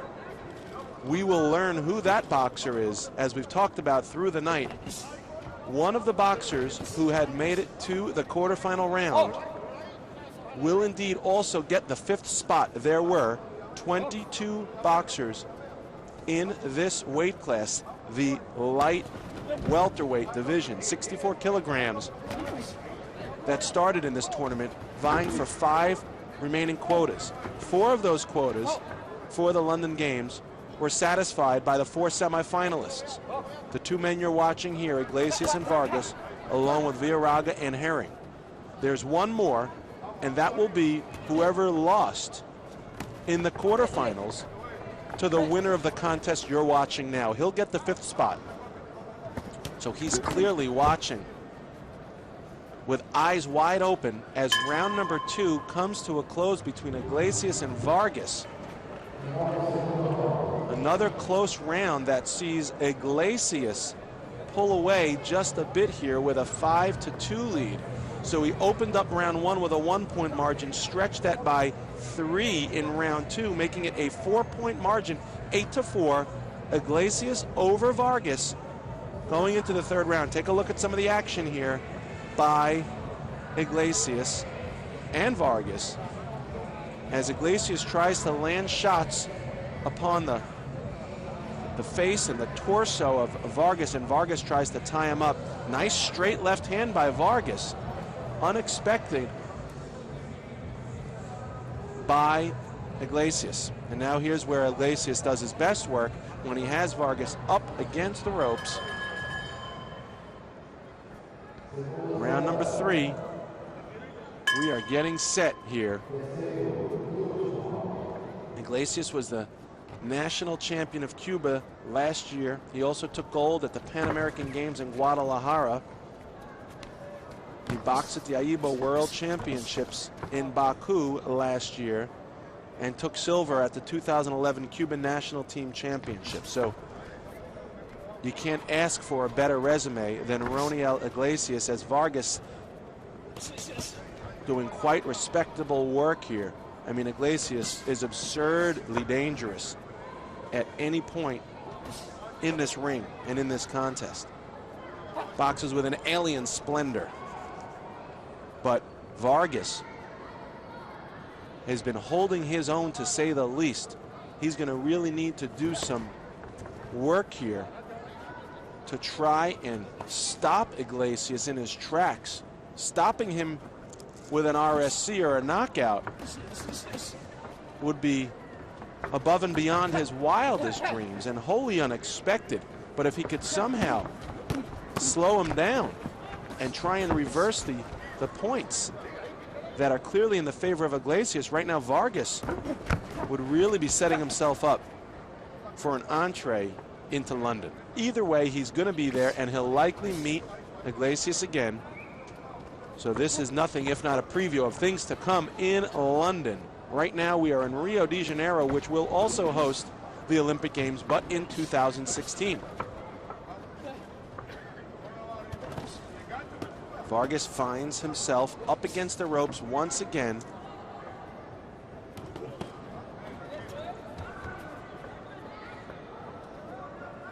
As Iglesias, the jubilant antagonist, continues to press forward. Nice right hand by Vargas, snaps back the head of Iglesias, and then he is tripped as Vargas, and the referee issues a caution to Iglesias.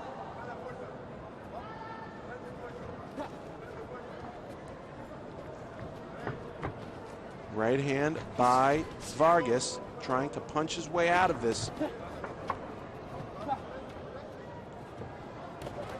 Right-left combination by Iglesias as he continues to put Vargas up against the ropes, causing him to be fighting like a cat with his back against the wall.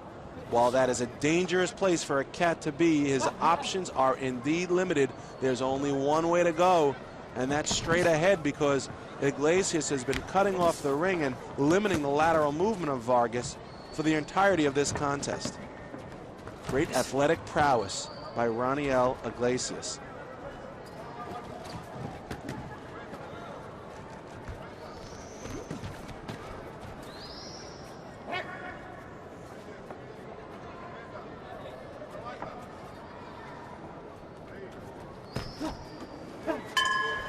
That's it, folks. Round number 3 is done. This contest is over. We will get the official decision in just a moment here as the boxers get their headgear removed. There's a look at Roniel Iglesias in the red, and with the headgear off, Vargas, Francisco Vargas in the blue. Cuba and Puerto Rico do battle here in Rio de Janeiro. O vencedor e campeão do Pré-Olímpico Rio 2012 na categoria 64 quilos, com placar de 12-7.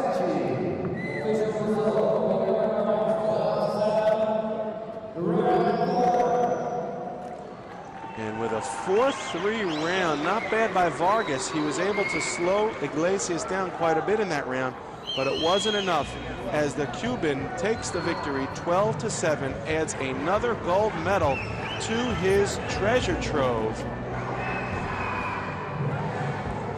And as the boxers exit the stage, we can take a look at some of the action here from the 3rd round, Iglesias and Vargas.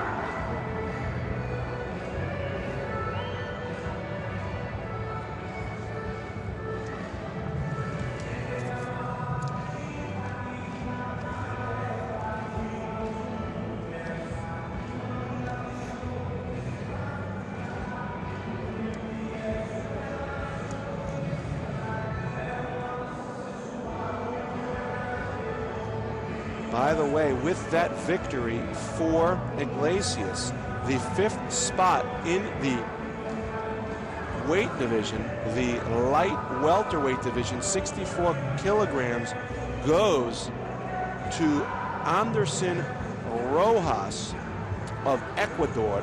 Congratulations to Anderson. He will be the 5th Olympian to come out of this tournament at light welterweight.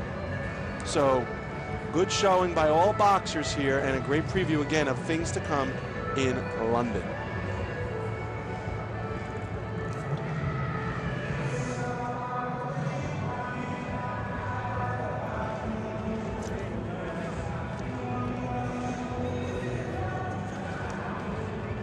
That brings us to the halfway point. 5 bouts down. You've seen the light flies, the bantam, the lightweight, and now the light welterweight at 64 kilograms. Coming up next, we've got the welterweights at 69 kilograms. Moving on to the big boys, they start to turn the corner at middleweight, 75 kilos. The light heavies, the heavies, and then, of course, the super heavies. But now we will take a look at the medal ceremony for the lightweights.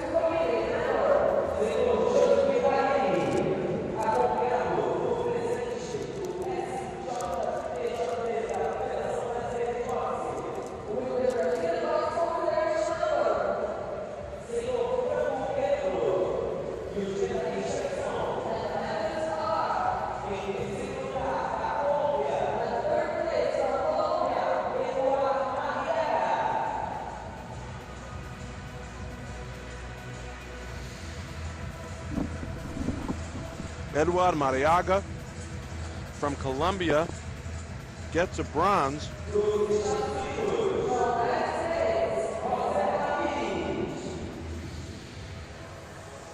Along with Jose Ramirez from the United States. The flowers being presented by Franco Carrendo, president of the National Court of Arbitration of Sports of the Brazilian Boxing Federation. Look at the smiles on these youngsters' faces. That comes from years of hard work, a lifetime of training. And Wellington Arias from República Dominicana gets the silver here in the lightweight division. This is the 2012 AIBA American Olympic qualifying event in Rio de Janeiro. Joseph Ayeni, the AIBA Executive Committee member, handing up the gold to Felix Verdejo de Puerto Rico. The look of pride and joy on his face. Again, we will be seeing lots more of these guys once we get to London. But for now, remember their faces and their names. Remember their boxing pedigree as we stand for the national anthem of Puerto Rico.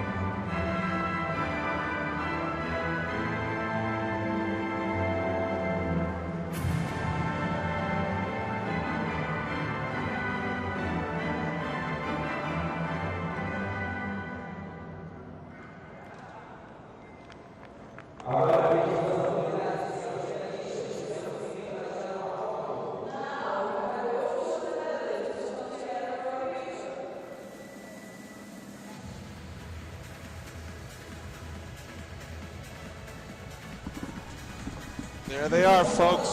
Verdejo, Arias, Mariaga, and Ramirez. That'll do it as we are going to embark on a journey towards the second half of these bouts today. In the welterweight division, we are looking at Oscar Molina from Mexico and Mike Ribeiro from Brazil. Molina, Maestre, Sanchez, and Ribeiro. Those are four of the already confirmed Olympians that have come out of this tournament and already on their way to London.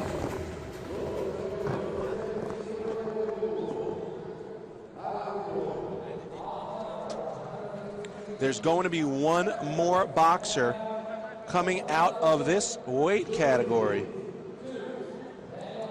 and going to London. There were 20 boxers that began this tournament at 69 kilograms and 5 Olympic quotas to be filled.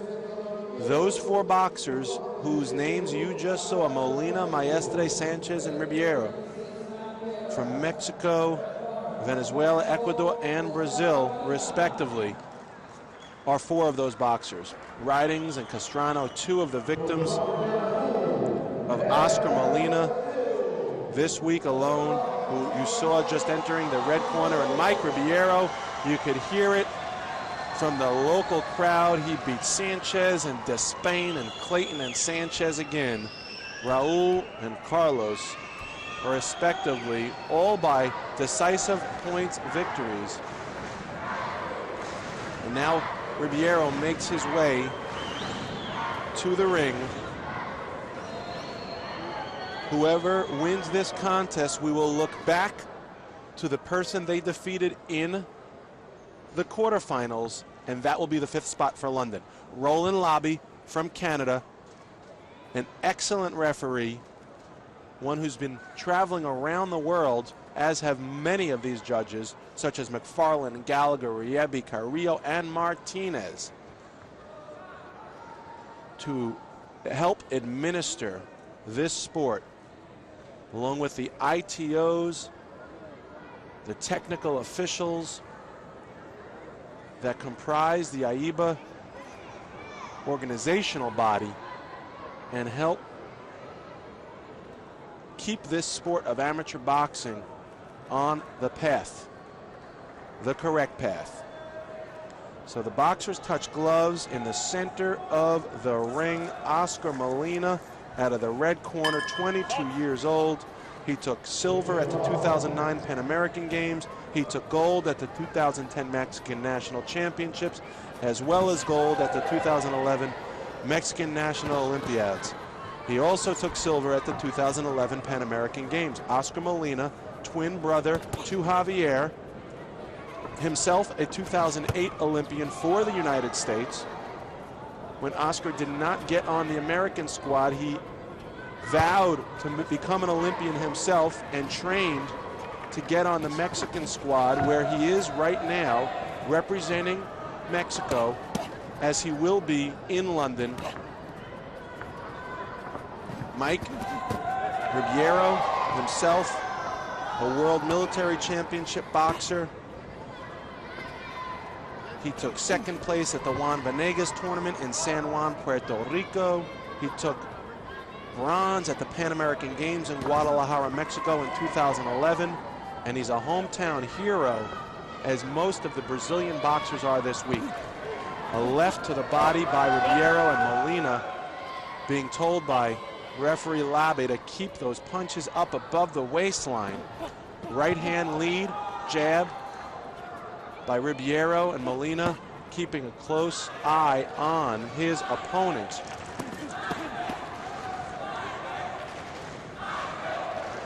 The crowd chanting Michael. Some keen insight by Michael Ribeiro. He's been keeping a close eye, and as Molina protects himself behind the high guard, Ribeiro throws a left hook on the break, tries to sneak a right in there, much to the liking of the crowd, but didn't do much for the judges, as Oscar Molina, very much a composed zeal as he looks for his opportunity. He wants to bring the gold medal to Mexico, not just here but in London. But this would be a pretty good stepping stone to show the world who rules at 69 kilograms. Nice body movement, some idle jesting going on by Oscar Molina. There's a sort of cultivated ferocity by Molina, as he seems quite poised in there. Look at that good body movement, good reflexes. Strong puncher is Oscar Molina. Ribeiro has not quite yet let his hands start to go. Molina seems like he may have gotten the better of this round. Nice left hook to the body by Ribeiro. Not sure if the judges will count it. Again, Molina issued a caution by the referee to keep his punches up. Round one in the books. And wow, look at that. Apparently, someone may have miscalculated. That someone may have been me, because Mike Ribeiro, clearly in the eyes of the judges, takes this round 4-1. So some of those punches that didn't seem to land probably did in the eyes of the judges. There's Molina ripping a shot to the body, but a nice counterpunch by Ribeiro to land the left hand to the head. And there's another little baby hook that apparently got some credit in the judges' eyes as well. Those punches there either blocked by Molina or fell short. Molina, there's that high right shoulder we spoke of in the last contest, but there's a straight right hand by Ribeiro. That one lands, knocks back the head of Molina, and although the subsequent ones were blocked, as was that right hand by Molina, this contest rolls on. Molina opening up here at the beginning of round 2. Good defense by Ribeiro. Ribeiro trying to slip a right hand in there. The crowd getting loud. Molina letting his hands go. Overhand right by Molina. Left hand to the head by Molina. Right hand by Molina. Another right by Molina, and Ribeiro covering up behind the clamshell.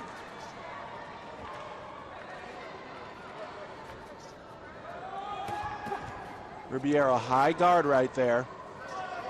Good opportunity for Molina to go downstairs to the body. There's a body shot by Molina as if he heard me. He rips that left, and he should do it again because that high guard by Ribeiro is creating a good workplace for Molina to get business done.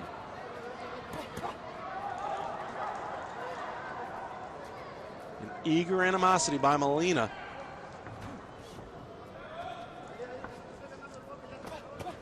Left hand by Molina over the right hand of Ribeiro. So Molina really letting his hands go quite some bit here in round 2. Didn't like that he was on the short end of the scoring stick after round 1. Nice body movement by Molina to evade some of those lightning fast hooks by Ribeiro. Left jab by Molina. Counter right by Ribeiro.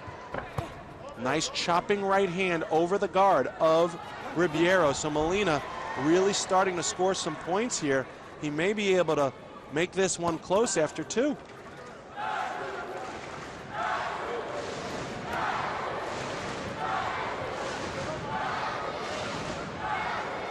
The local busybody right now, Oscar Molina.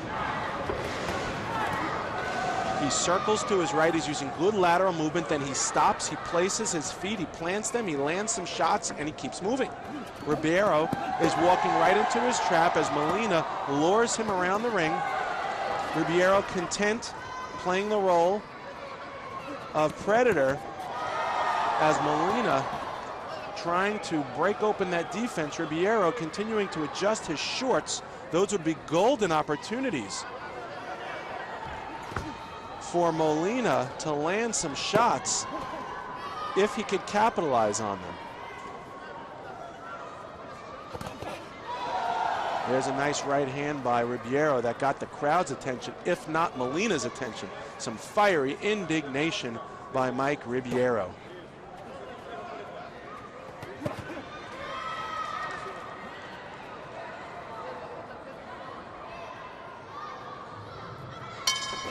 And at the bell, an uppercut, a right hand uppercut by Molina. And another 1-point lead, or rather a 1-point lead in the round. 6-5 makes it a 4-point lead for the Brazilian. So again, I've got it wrong.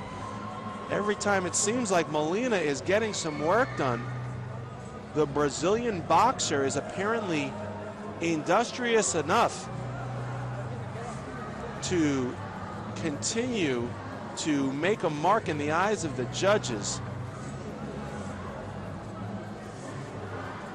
There you see a recap from round number 2 as Ribeiro throws a left hand that misses, hits the shoulder of Molina.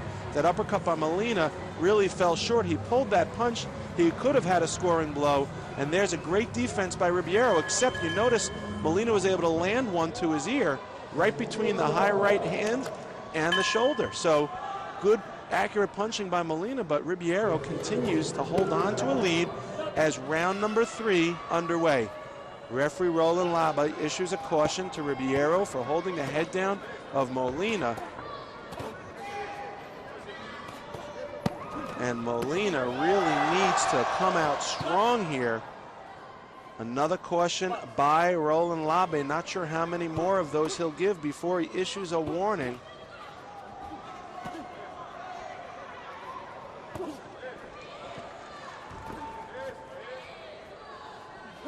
Right hand, a chopping right hand by Ribeiro. And good defense again to block most of those punches by Molina. So Molina was letting his hands go a little more in round number 2. He seems to have taken his foot off of the pedal just a bit here.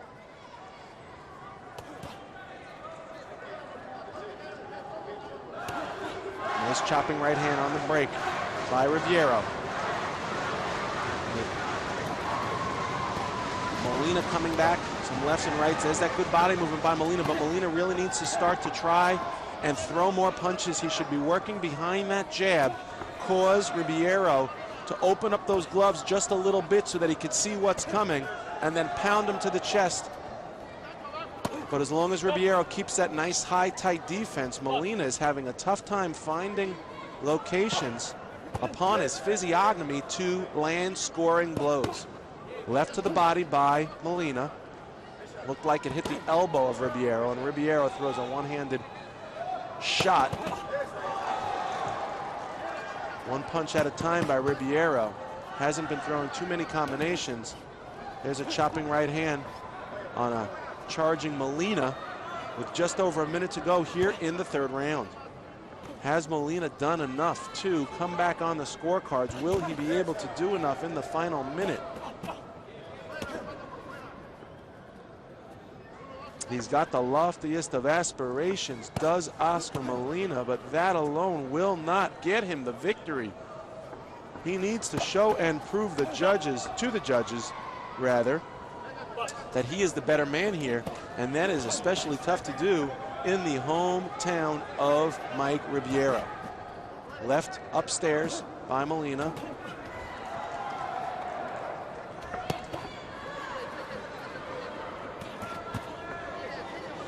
Molina will need to show these judges incontrovertible proof that he is worthy of the gold medal here.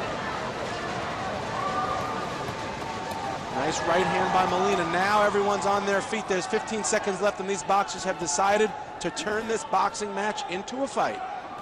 Molina and Ribeiro trading punches here in the center of the ring. Just a few seconds off the final buzzer. And that is it. This one is in the books. The Brazilian contingency here at the Maracanãzinho Gymnasium is in full force. We will get this decision in just a moment. There's a look at hometown hero Mike Ribeiro. Did he do enough to hold on to his victory in the third round? Again, remember, there is one more boxer whose name has not yet been revealed. That's not because we're keeping it a secret, folks. We don't yet know until this decision is rendered who will be the fifth ticket holder for the London Games. Ribeiro thinks he's the winner. Official result, the winner by points, 15-10, the blue corner.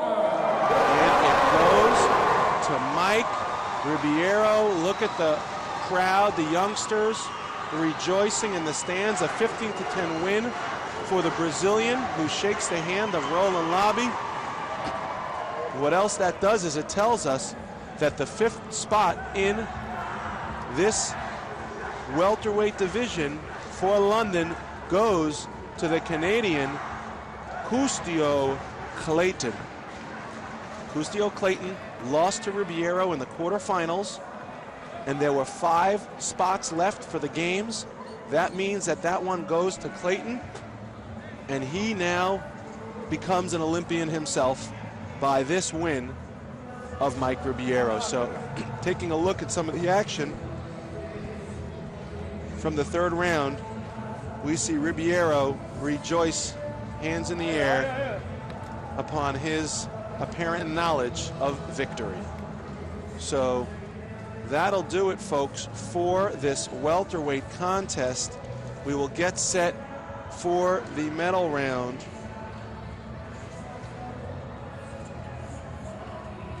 We'll be right back after this.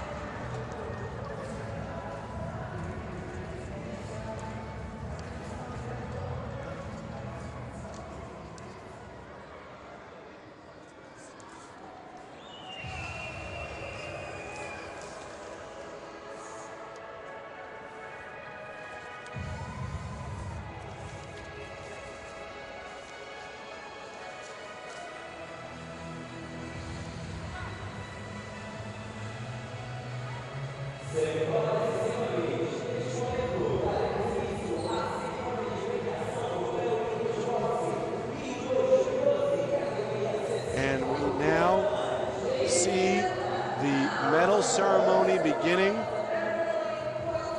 this for the light welterweights, the 64 kilogram category. They'll be getting their medals. Remember, at this weight class, 64 kilos, we've got 5 Olympic quotas to fill. 4 of those men you're looking at right here. The 5th aforementioned doesn't get on the podium this time, but he gets a shot at it in London.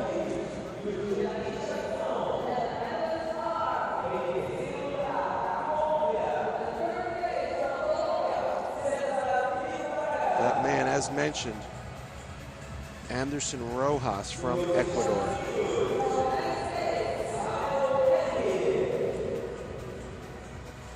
And there is the American Jamel Herring with a bronze medal.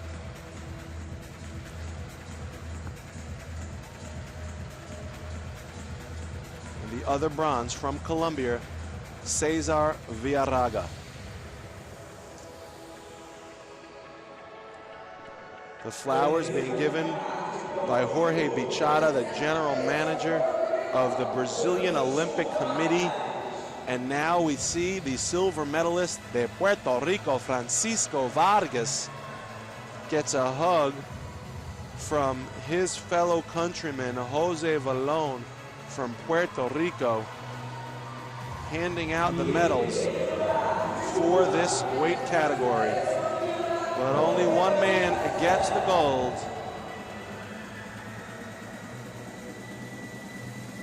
And you know his name if you've been watching this show. One of the highlight stars of this tournament, Roniel Iglesias de Cuba. And now we stand for the Cuban national anthem.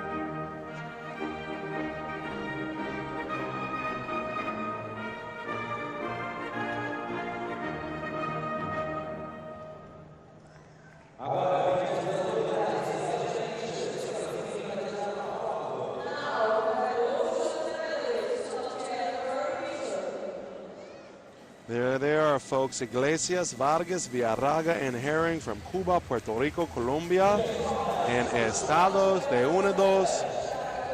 They are your 4 medalists at 64 kilograms. Congratulations. We will be seeing them all in London very soon. I am Castle Chalice, calling this action from ringside here at the Maracana Gymnasium, getting ready for the middleweight contest, the finale between Terrell Gausha of the United States of America and a junior Castillo from República Dominicana. These are your 4 qualified boxers already for London: Delgado, Gausha, Espinoza, and Castillo. And like the last 2 weight categories we've witnessed, there are 5 remaining quotas, 4 of which you just saw the names of those that hold those quotas. There's 1 more. 19 boxers came in to this contest at 75 kilograms, the middleweight division. Only 5 go. That means that there's 1 more. It will be the quarterfinalist that lost to whomever wins the contest you are about to witness. We will keep you abreast of that development as the contest unfolds.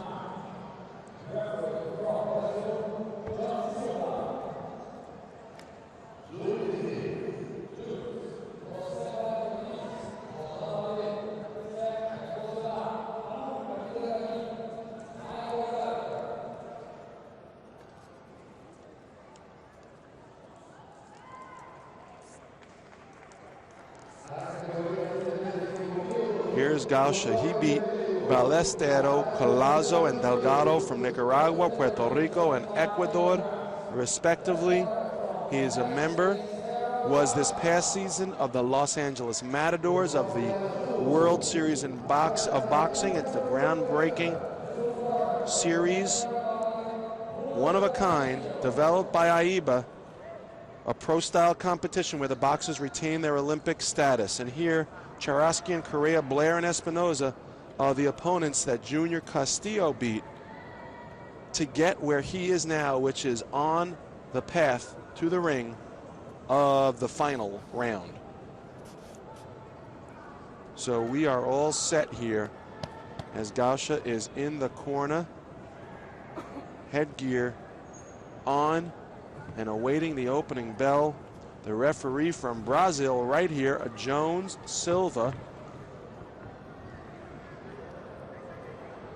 touches gloves with the boxers. The judges, Bonet, Ortiz, Alabe, Hermosilla at ringside, here to witness this contest and do more than witness, play a big role. They are going to count the punches, score the contest, and ultimately decide the victor unless one of these combatants takes it into their own hands to decide by stopping this contest early. Terrell Gausha, 24 years old, from Cleveland, Ohio. He participated in the 2009 AIBA World Championships. In 2010 in the World Series of Boxing, he boxed as well as in 2011. 2012, he was the USA National Champion, first place. Junior Castillo, 25 years old, took second at the 2009 Dominican National Championships and 2010. He boxed in the AIBA World Championships in 2011 in Baku, Azerbaijan, and also at the Pan American Games last year in Guadalajara, Mexico. Castillo boxing in the southpaw stance, Gausha in the orthodox.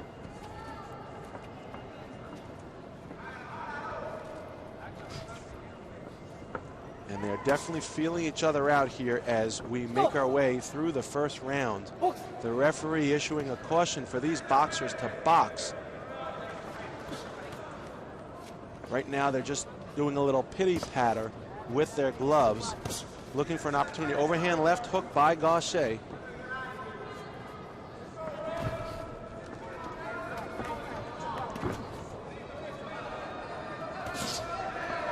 So far, not too much action as these boxers looking for an opportunity to make the first mark, draw first blood. There is an imperative necessity for each of these boxers, if they want to come out victorious in this contest, to set the stage now and let the judges know that they are the ones, it's in their control.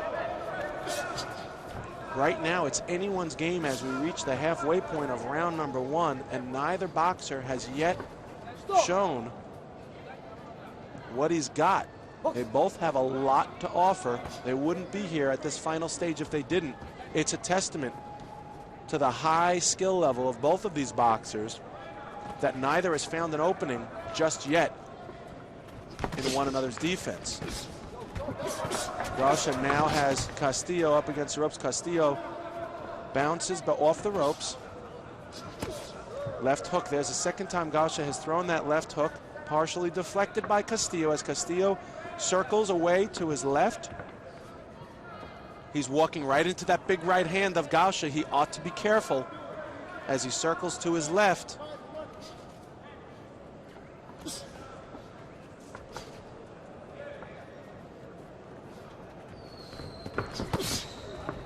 And so far, with just about 30 seconds, this is anyone's round, with lengthening shadows starting to be cast on this contest. Each of these boxers can take it if they want, or they could sit back and watch. Perhaps this first round needed to happen this way.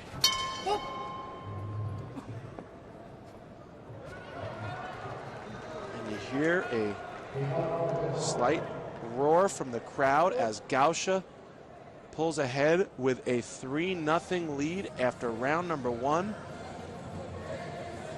Take a look at some action here from that last round, and you see Gausha was the more effective aggressor. Looked like for a moment there Castillo thought he may have been cut. There's a right hand to the chest of Gausha. That one looked like it connected. That left hook sailed over the head of Castillo. Right there again you see sailing over the head of Castillo, doing a good job trying to avoid that punch.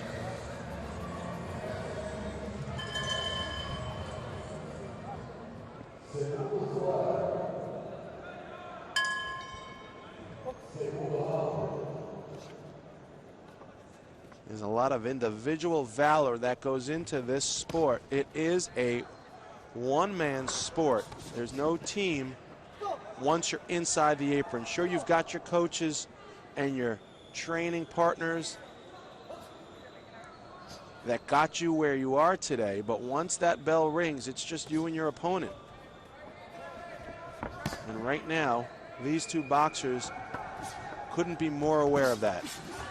Gausha has Castillo up against the ropes. Castillo circles to his left.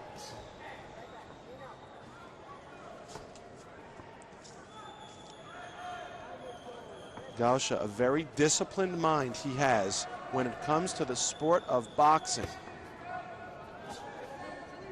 When he decides to let his hands go, it can happen with devastating effect. But Castillo, no stranger to adversity, an iron resolution to stand his ground and ward off Gausha. Will he be able to reverse the tide of round 1? Can he score more points in this round than he did in the last and try and even this contest out after round 2? We're going to find out as we get set to hit the halfway point, and the referee is going to issue a caution once again. It's not been one caution, but two, that both of these boxers have been exhorted to box. Not something you see that often at this level. You don't need to convince these youngsters to let their hands go, but apparently the referee wants to see more action. Both of these boxers quite cautious. An immense complacency by both of these boxers towards the closing moments of round number 2.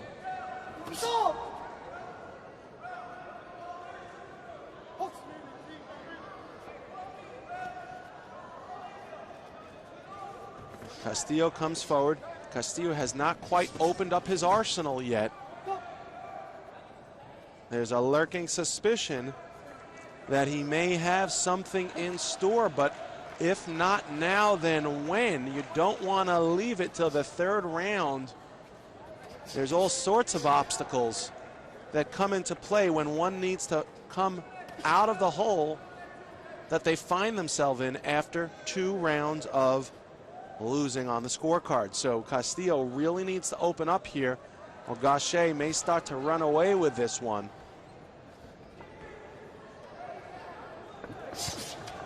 Left, nice crafty left hook, good footwork by Gausha, but the referee issues a caution to hitting behind the head.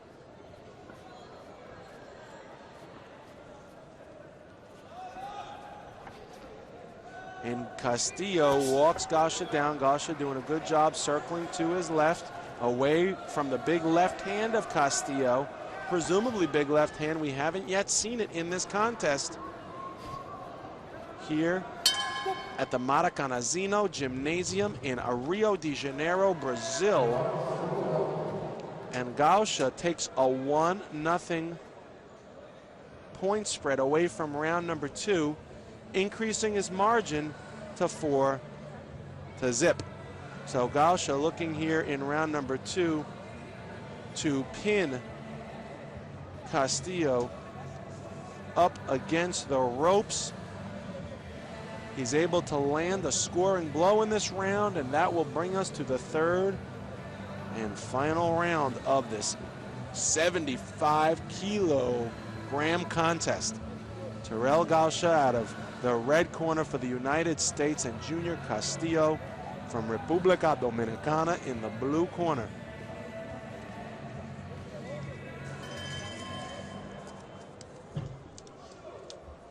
The judges and referees that have come to this tournament representing Morocco and Trinidad and Tobago and Puerto Rico, Colombia, Ecuador and Cuba, Ireland, France, Canada, El Salvador, shall I go on, Dominican Republic, England, the United States and Poland, Algeria, Argentina, Germany, Brazil, Italy, Venezuela, and Turkey. Truly an international tournament. The ITOs, the international technical officials, from Ireland, 2 from Germany, Turkey, Belarus, and Malaysia, Korea, Denmark, Morocco, Chinese Taipei, and Spain, Jordan, Indonesia, Nigeria, and Moldova. So AIBA sends their crews from all around the world to come to this tournament, which, by the way, is represented by 35 participating countries. And you see there Castillo and Gausha lock up, and the referee cautions them.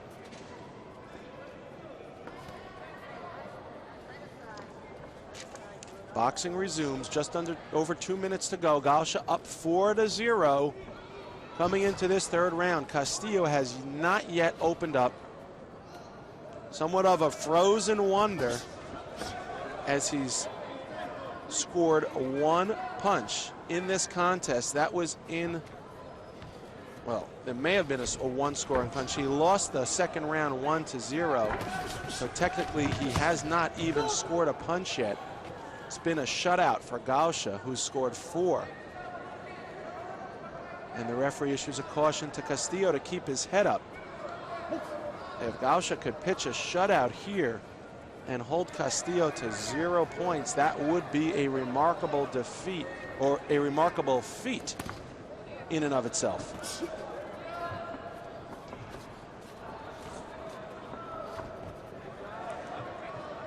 A certain aggressive selfishness by Terrell Gausha as he circles away.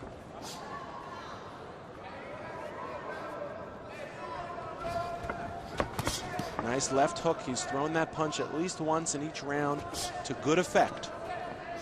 Keeps his hands up high. He continues to circle, does Terrell, causing Castillo to follow him, walk him around the ring, and allows Gausha to pick him off with counterpunching techniques like that right there. That left hook again, it's been doing good for him.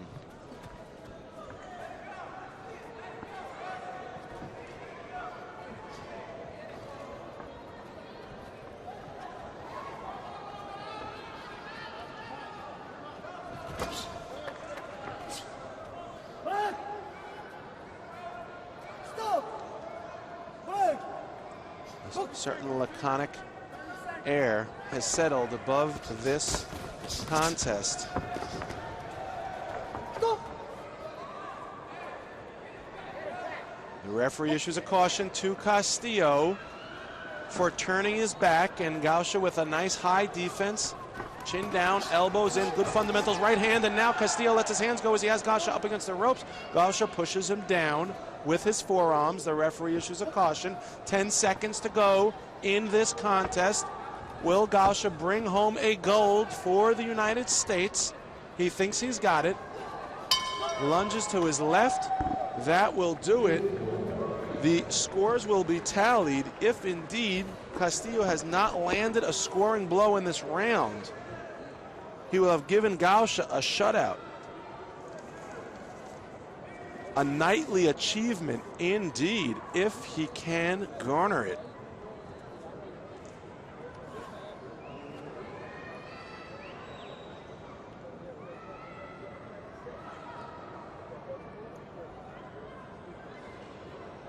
There's a look of Junior Castillo from the corner. Cannot be too confident in his performance tonight, but nothing to be ashamed of. He's already an Olympian. Both of these boxers are. They've already written their tickets to London. Official result,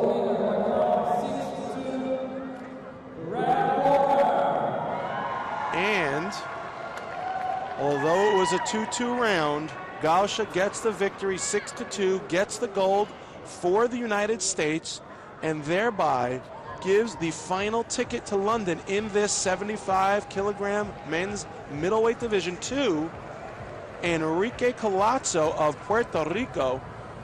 Colazzo lost to Gausha in the quarterfinals, and given that there were 5 spots to go to London, he gets the 5th. So there's another happy camper who we have not seen in the camera today, but he indeed is rejoicing right now.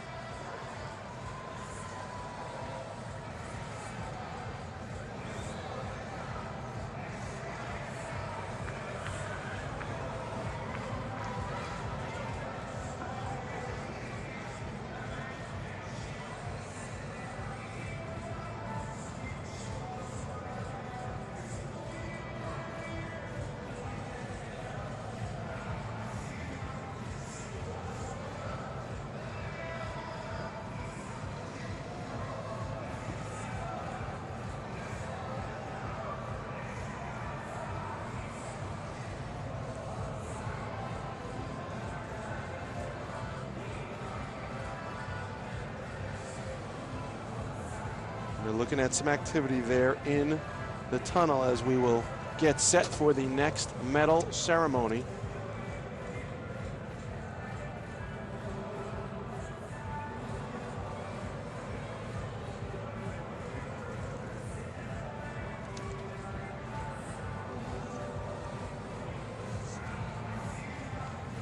We've knocked out 7 of these contests already. There's 3 more to go. And they're going to start to have the word heavy in their title. Light heavyweights, heavyweights, and super heavyweights all coming up. You don't want to miss it. Stay right here to the channel. Talk briefly about the APB. What is it? It is the Real Professional Style Boxing Program under the governance of AIBA. It's formed with individual ranking competitions with 3 different divisions: the World Ranking Division, the Continental Ranking Division, and the National Ranking Division. Boxers in the APB come from AIBA Olympic Boxing, which is the current amateur boxing, the WSB, which is the World Series of Boxing, and the current professional boxing with limited terms and conditions. The APB program is operated only with AIBA national federations, which will be marketed by the AIBA Boxing Marketing Arm. So that will be ready to launch very soon as AIBA marches forth on its path towards world boxing dominance.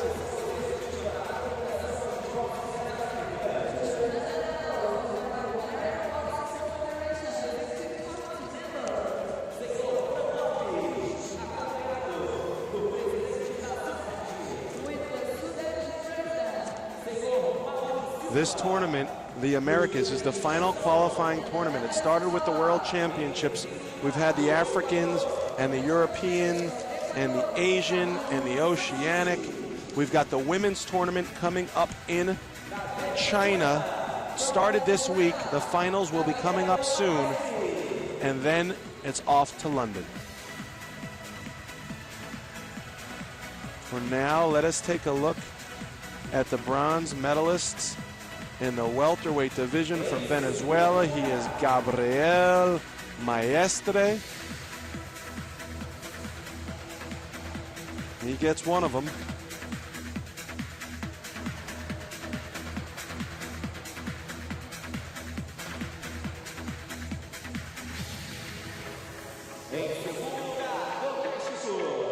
Flowers are being given by Marcos Vinicius Simoes de Freire, the technical director of sports of Brazilian Boxing Federation. And here the silver medal being put around the neck of the Mexican boxer Oscar Molina by Fran Lopez from Venezuela.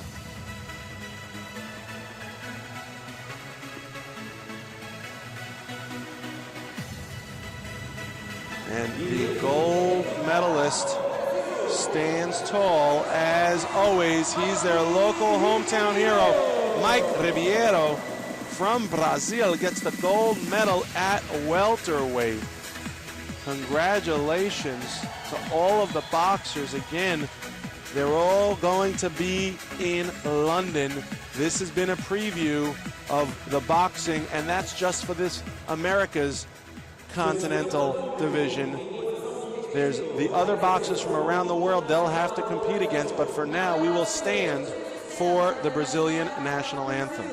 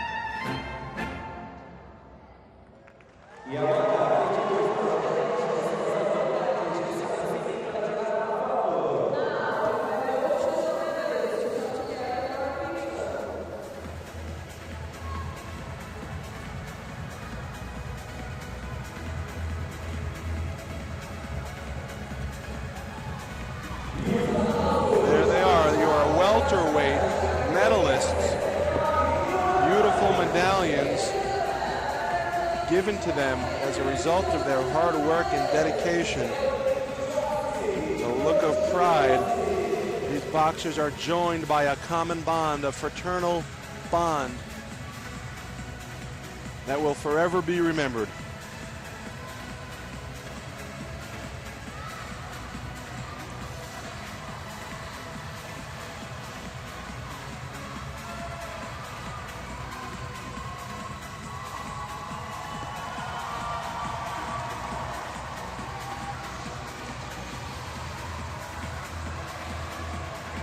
And as Ribeiro makes the victory lap ever so sweet, he is mobbed by these youngsters who just want to touch him to say that they didn't only meet, but they got a piece of the man that took the gold here in Brazil.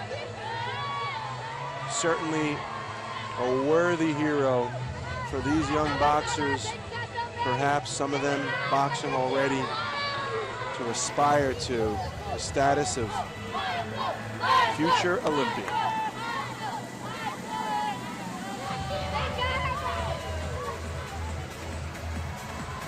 We are getting set for the light heavyweight contest between Yamaguchi Falco of Brazil and Marcus Brown of the United States of America. The other guys in their category, Osmar Bravo and Carlos Gongora, those are the 4 qualified boxers. There were 17 that came into this tournament at 81 kilograms with only 4 medals, or rather 4 tickets to go to London, and these are the 4 men as Falco beat Francisco Ortega from Mexico, Jonathan Savar from Canada, and Osmar Bravo from Nicaragua, all on points to get here tonight. You could hear the crowd is getting loud for another one of their hometown heroes. But not to be outdone, the American Marcus Brown, the Shaolin monk from Staten Island, Trinidad, and Declan Caliste, Valera, were some of the guys he's beaten to get here, and now he makes his way to the ring to vie for the gold medal. Referee Ana Martinez from República Dominicana. She will be the third person in the ring, keeping a close eye on the action. Falco Yamaguchi, 24 years old. The judges, Riebe, McFarlane, Abdelharim, Del Puerto, and Beckles. As Falco, a World Series of Boxing participant, he took the first place medal at the 2010 Brazilian National Championships. He boxed in Baku, Azerbaijan last year at the AIBA World Championships. He grabbed the silver at the Pan American Games in Guadalajara last year. Marcus Brown, he is the 2012 national champion for the United States. He also was in Azerbaijan, Baku, took first in last year's USA National Olympic Trials. So lots of experience to go around. Brown in the blue corner, Falco in the red corner. Brown boxing in the southpaw stance, lets his hands go early. And Falco standing in there looking for an opportunity. Both of these guys boxing in the southpaw stance. We've seen it many times before. A kindled enthusiasm for these two youngsters going for gold. They've already got their tickets to London written. This is about something else. When they meet in London, each one wants the measure of the other man, and this is how he's going to get it. The crowd chanting Yamaguchi, throws a double right hand, a straight right, followed by a hook, and that one was nice. Brown ties him up in the center of the ring. Looks like it could already be the makings of a rough contest.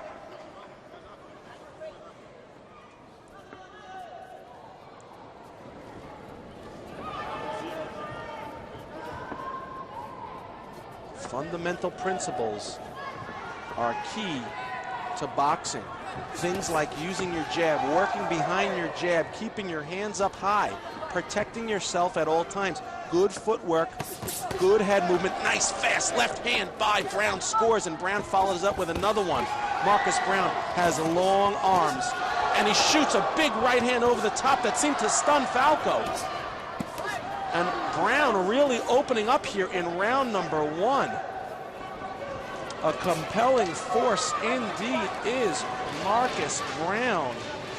And Falco, with an astonishing facility to take some of those punches, continues to press the action. Some real acrimonious warfare here in round one as both boxers are letting their hands go. Brown stabs a right hand jab, doubles it up, triples it up. Nice work. Doesn't have to score as long as Falco knows that jab is coming. He needs to be wary of it, and now Falco presses Brown into the corner. Brown spins him around.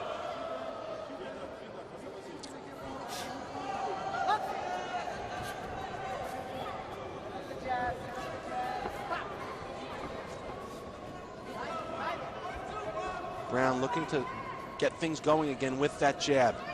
He had great results with it at the beginning of this round. There's a nice chopping right hand by Brown, and that one scores and issues a standing 8 count. The crowd does not like it. Falco does not believe it was warranted, but the referee felt so, so Brown gets a standing 8 count and another chopping right hand. Good work by Brown here in round number one. Falco's got his work cut out for him here in the waning moments of this stanza.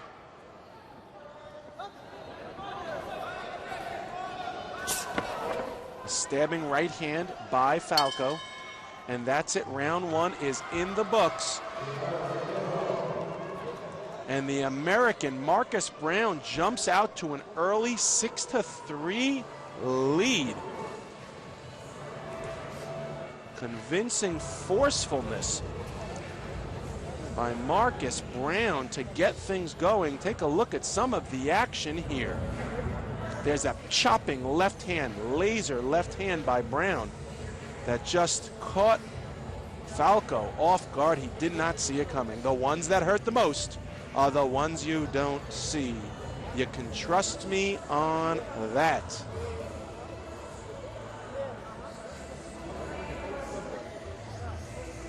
Here's a right hand by Brown, and a left hand as they're in the clinch. He's trying to get out. There's that jab. Both boxers jab at the same time, and both jabs land at the same time.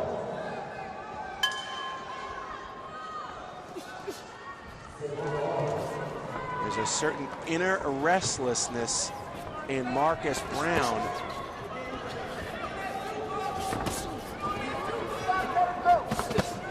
Nice left hand by Falco, and Brown ties him up. The referee issues a caution to Brown, or rather to Falco. It looks like both of the boxers were cautioned as Brown is sent to his corner to have his chin strap adjusted.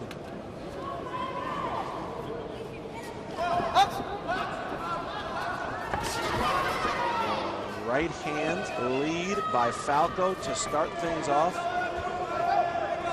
Certain jaunty confidence by Falco as he continues to press forward. Brown throws a left hand. It's blocked by the high guard of Falco. Falco comes forward with a right and a left hand. He's now got Brown up against the ropes. Brown fighting his way off. Digging right hooks to the body is Falco, and Brown not too happy.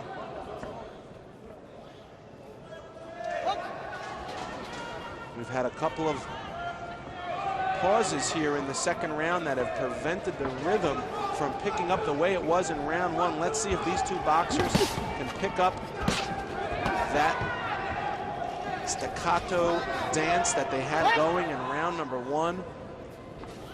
This gladiatorial exercise between these two light heavyweights here in Rio de Janeiro.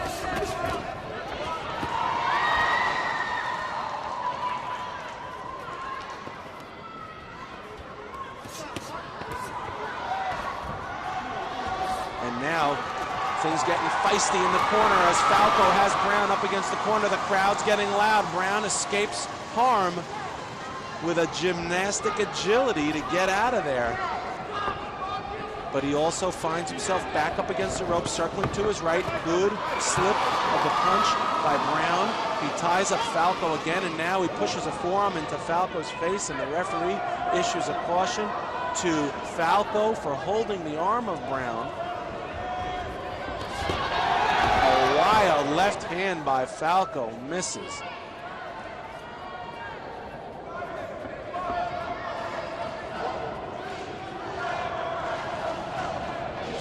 Two boxers, where they were trading punches in the first round, now look to be trying to keep their distance. Falco really chasing Brown down, while Brown doing a good job of luring him in. Be nice to see Brown start to pick him off with some counter punches, while Falco tries to close the distance between the two of them. Every time Falco tries to cut off the ring, Brown is out of there, slipping out the back door, and see you later. Here comes Falco with another wild left, and he misses. Left hand to the body, rather to the shoulder by Falco. He's got a bloodthirsty malice, does Falco. Unfortunately, he has not yet been able to really land any meaningful punches here in round two. Nice left hand by Brown. Counter right by Falco seemed to fall short, but I think the American is starting to pull away. That's a 3-0 round in round number two, making the lead 9-3 for the American Marcus Brown.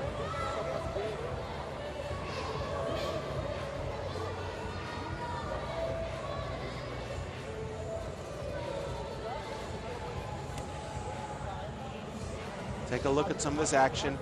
They locked horns quite a bit here in the second round on a calamitous course, but it was Brown that got the better of those exchanges.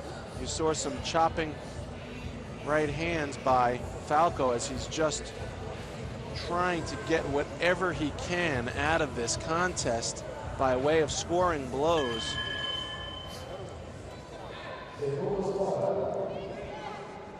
We are just set for the third and final round here in this light heavyweight contest. Marcus Brown of the United States in the blue corner, Yamaguchi Falco from Brazil in the red corner. He's got his work cut out for him now. He finds Brown in the corner. Brown escapes. The crowd gets loud. Falco on the attack.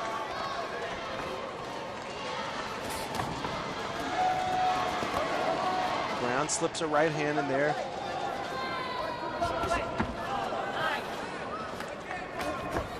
Right hand by Falco. The problem is Falco cannot seem to find Brown.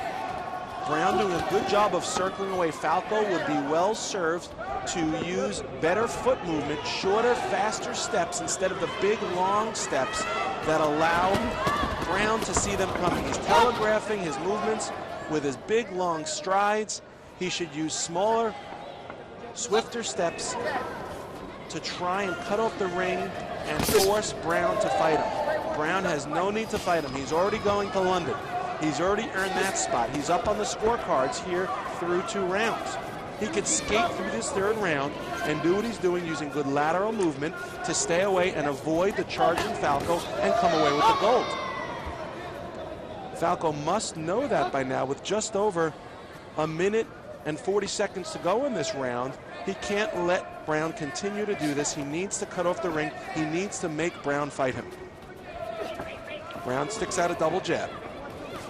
Right hand by Falco misses. Brown throws a 1-2 combination and they tie up again in the center of the ring. The referee issues a caution to Brown.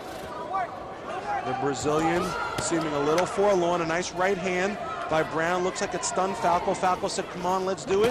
But every time he does, there's a left hand by Falco. Looks like it may have grazed the head of Brown. And now Falco finds Brown up against the corner. Up against the ropes. And Brown walks right over him. An act of defiance as Falco gets up and wipes his gloves off. The referee issues a caution to Brown. I don't know if there's enough time for Yamaguchi Falco to right this ship. Just over a minute to go. This will be a dazzling triumph for Marcus Brown if he can pull away this victory in the home stadium of Yamaguchi and pull out a gold. The 2nd gold would be a consecutive one after his teammate Terrell Gausha took the middleweight gold in the last contest. And again, Brown just skating on the outside using lateral movement. Now the referee is going to issue a caution to Brown. She suspected that's what he was doing and she asked him to continue to box. Brown sticks a jab out there. The crowd's getting loud. Falco tries to corner Brown up against the ropes. Brown, not an easy man to contain. Nice lunging right hand by Falco, but it misses. And Falco is just chasing Brown around the ring, an exercise in futility.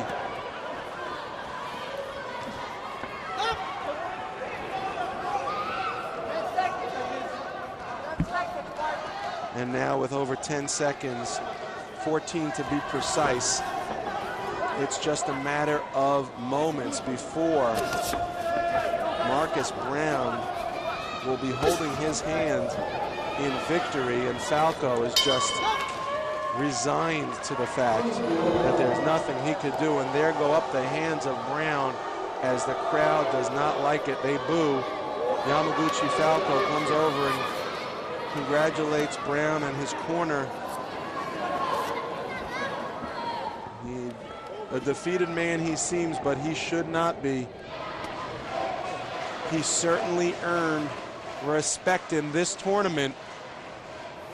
He's got himself a ticket to London already, does Yamaguchi Falco.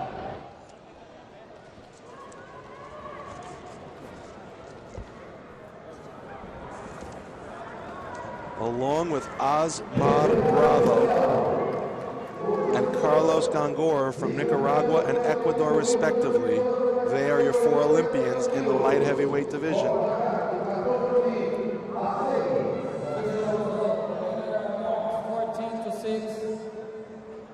The blue corner. And there it is, Marcus Brown with a 5-3 victory in the 3rd. He pulls out a 14-6 defeat over Yamaguchi Falco of Brazil And that is it, the final score of the light heavyweight division. We're down to 2 more contests in this tournament.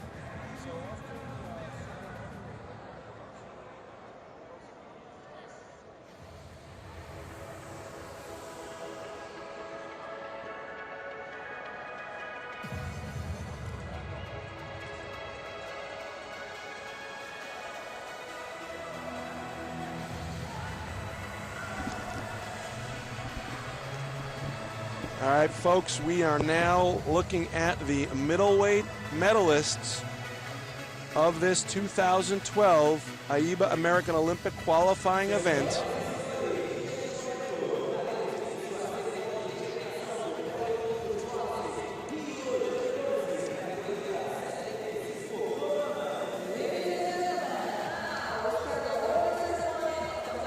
Before this tournament began, or excuse me, before today's competition, the following countries earned the following quotas in the Olympics. Puerto Rico 4, Brazil 4, Ecuador 5, República Dominicana 3, Argentina 2, the United States 6, Colombia 2, Cuba 1, Mexico 2, Venezuela 2, and Nicaragua 1.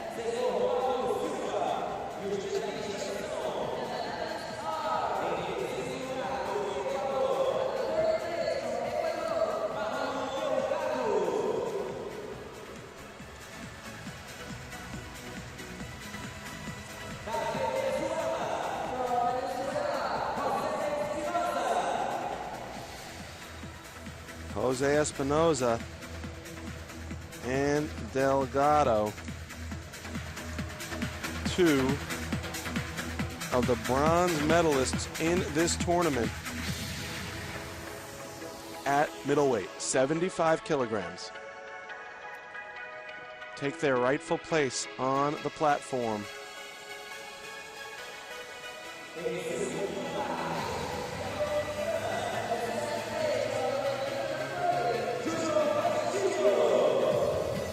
And from the República Dominicana, the silver goes to Junior Castillo.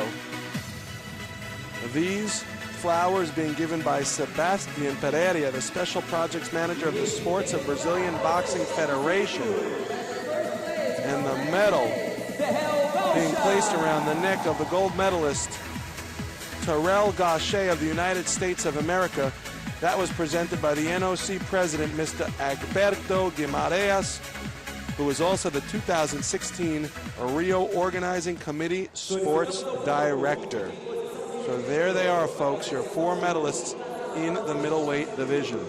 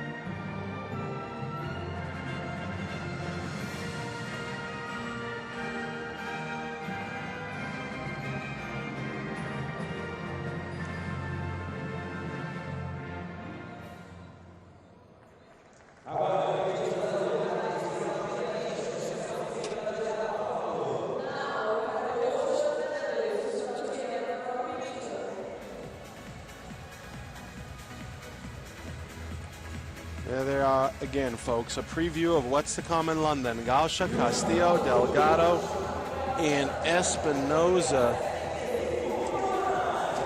4 of the Olympians that you will see in London. The 5th one, a gentleman by the name of Enrique Colazzo from Puerto Rico. Those 5 men will be representing the middleweight division from the Americas from this contest. Again, there were other qualifiers who have qualified in the World Championships in AIBA, but those are the men who have additionally qualified here this week in Rio. And now we get set for the heavyweight contest. Jamil Peralta from Argentina and Michael Hunter from the United States of America.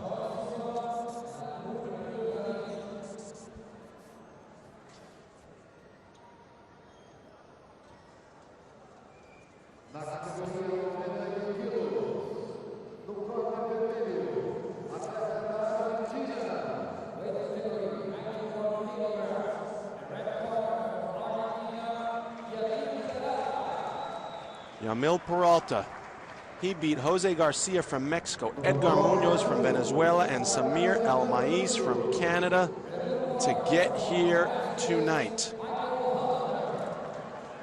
And Michael Hunter beat Ryan Charles, Marcio Figueroa, and Julio Castillo, all on points convincingly to get here tonight. So both of these boxers well earned their stage.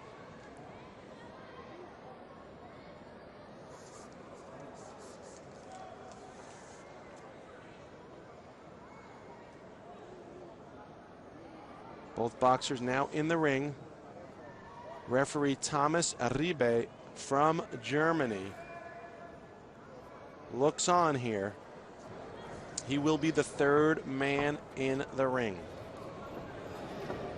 Gallagher, Hermosilla, Bonet, Ortiz, Silva, some of the judges here at ringside who will be keeping a close eye on this action. Counting punches, determining who is the better man in the ring tonight.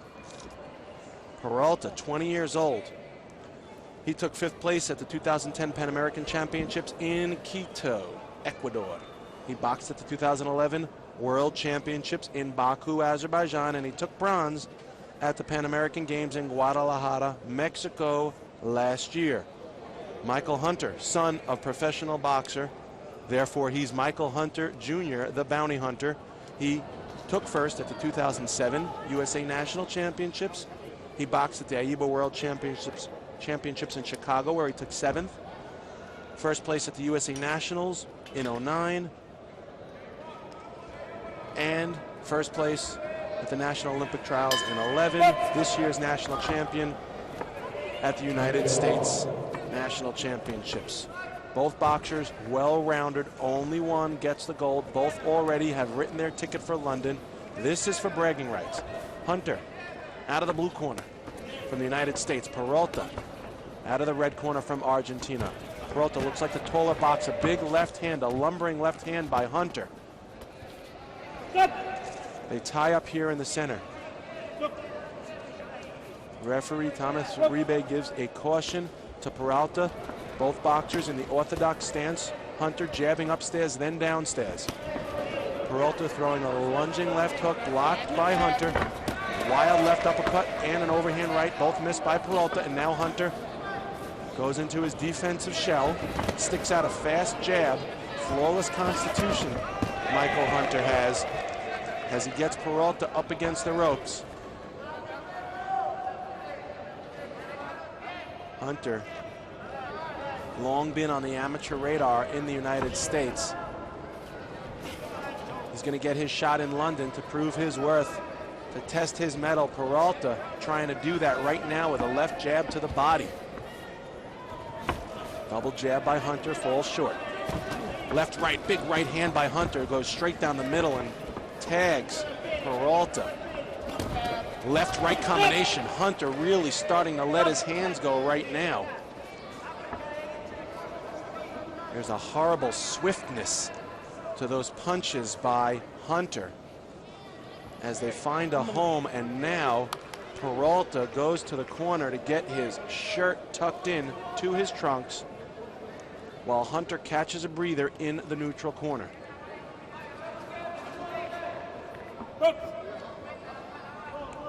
Boxing resumes. We're at the halfway point here in round one. Wild left hook by Hunter, misses. Right hand by Peralta. Hunter has Peralta up against the ropes, catches him with a big left hook.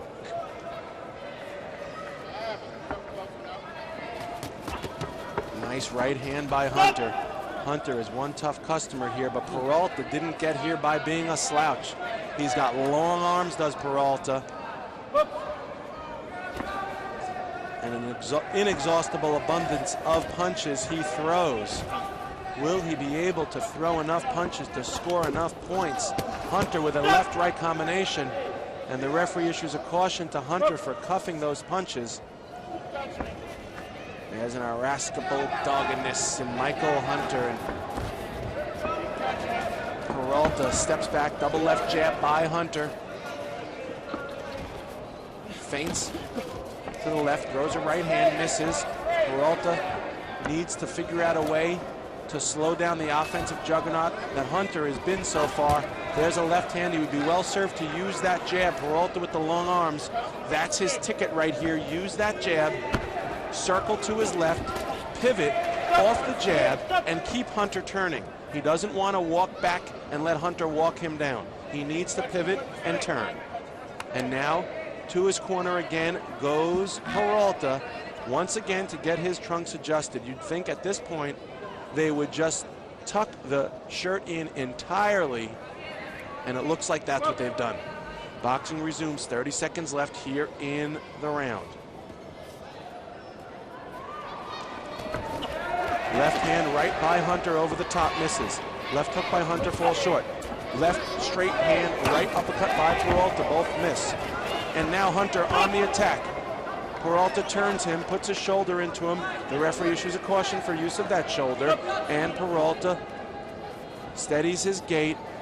Now Hunter sent to a neutral corner, and it looks like there is a cut over the left eye of Peralta, likely from that big right hand of Michael Hunter. The doctor's taking a close look at it. Not that bad so far. Action will resume here. Hunter sticks out a double jab followed by an overhand right. Left hand jab upstairs, then downstairs by Hunter. Left hook by Hunter, left counter hook by Peralta. Action starting to heat up here at the end of round number one. First blood has been drawn here in the Maracanãzinho Gymnasium with a 6-3 lead by Michael Hunter, looking for the hat trick. That is the third consecutive gold medal for the Americans. Peralta looking to prevent that. Here's a look at the action from the last round. Left, right to the body, right upstairs. Hunter throws a right, misses. Peralta escapes danger. But as we said, a howling chaos in the air. These two boxers mean business. These are the heavyweights. Things could end with one impressionistic stroke once you're at the 91-kilogram marker.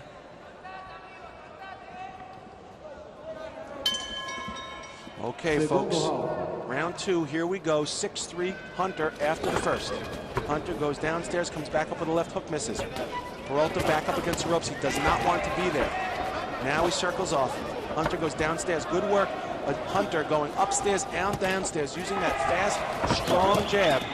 It's somewhat of a cross between a speed jab and a power jab, but it's making its presence known as Peralta has tasted it a number of times. Peralta not using his jab enough. He needs to keep that jab pumping. He's got long arms. He's leaving them low. That left low hand by Peralta is ripe for Hunter to come over the top. There it is on cue, Michael Hunter.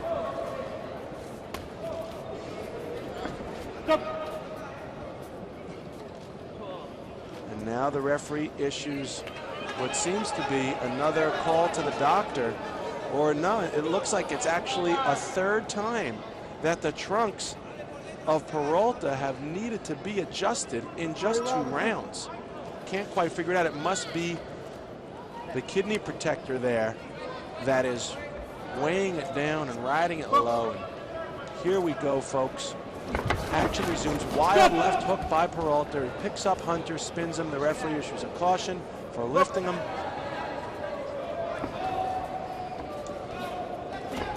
Straight left jab by Peralta now.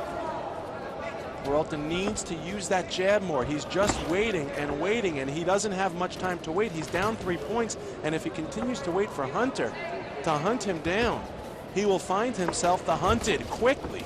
Peralta needs to get on his jab. He needs to open up his offense. He's got nothing to lose at this point. He very well may meet Hunter in London. He wants to exert his will. A look right there of imperious mind by Peralta. Straight left by Hunter. Now Peralta throwing one jab at a time. Hunter sticks in the jab. They lock up in the center. Minute 15 to go in the second round. There's a certain glassy smoothness of Michael Hunter for a big man that you don't often see. Steps back. Hunter. He's got his hands up high. That's where they want to be. Better to be defending and throwing jabs like that upstairs and downstairs, all around town. Peralta throwing one jab there and a right hand misses. The two circle. We've seen this dance before.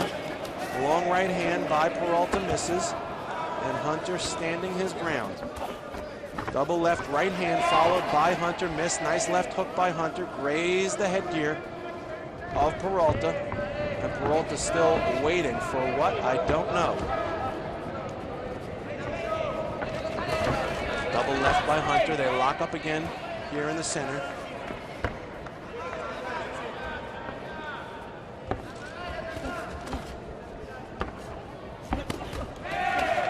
Now you hear a little bit from the crowd. Hunter lands a left jab. Just a few seconds to go, round number 2, and Peralta throws a shot to the back of Hunter's head at the end of round 2. That one was a little closer for Peralta. It was a 3-2 round, but not enough to make a dent in the margin. It's now 9-5 for the American.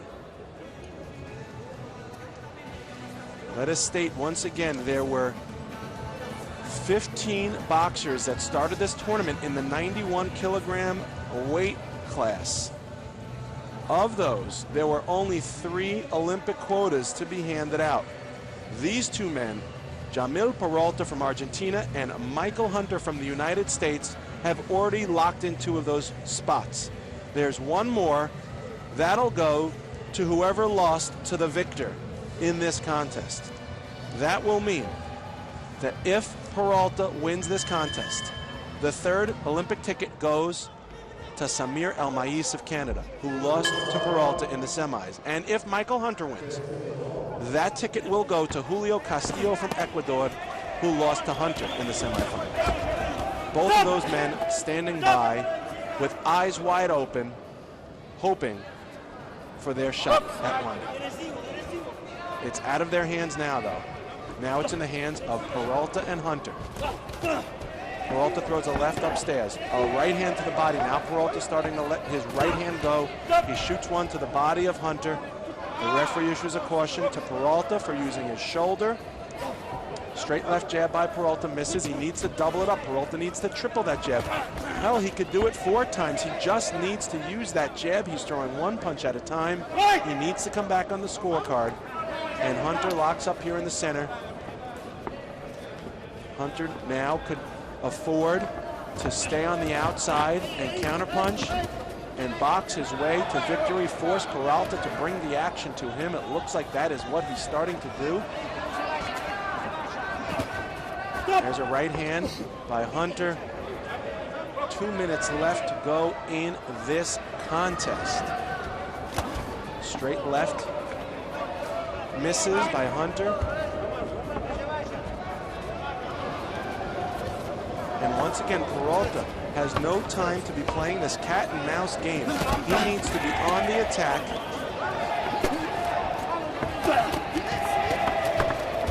and make the hunter be the hunted. The hunter has other plans. Nobody's prey is he. He is going to stay on the outside and stick that long jab out there. A graceful demeanor. Nice left hand jab on the circling away is Hunter.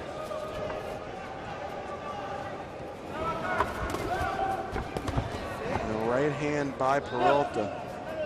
Enormously outbalanced here. Hasn't quite found his rhythm. He tries to zigzag his way in. And down goes Hunter on a slip.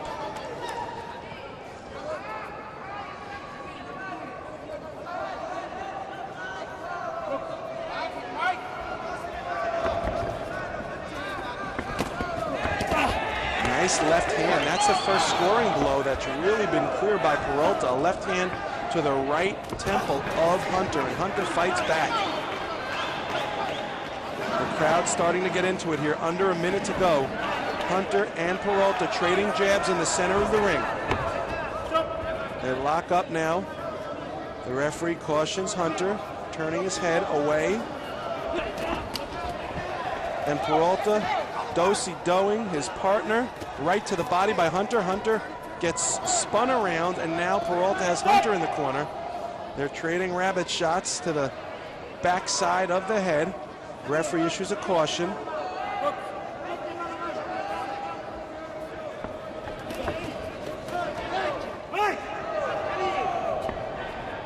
And with 15 seconds to go, this looks like Hunter may pull it out.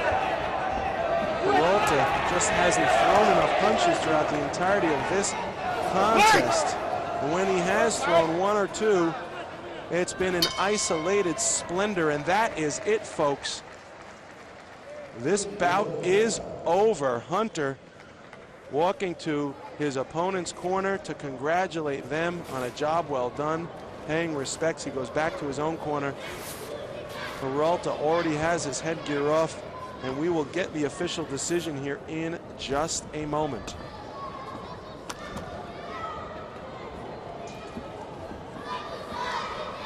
Again, 6-3 to Hunter in the first round, 3-2 to Hunter in the second.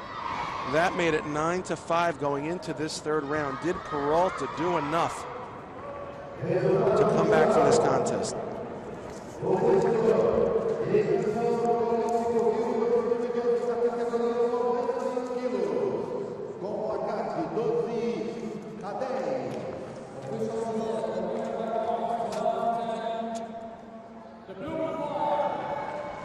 And Michael Hunter with a 5-3 round.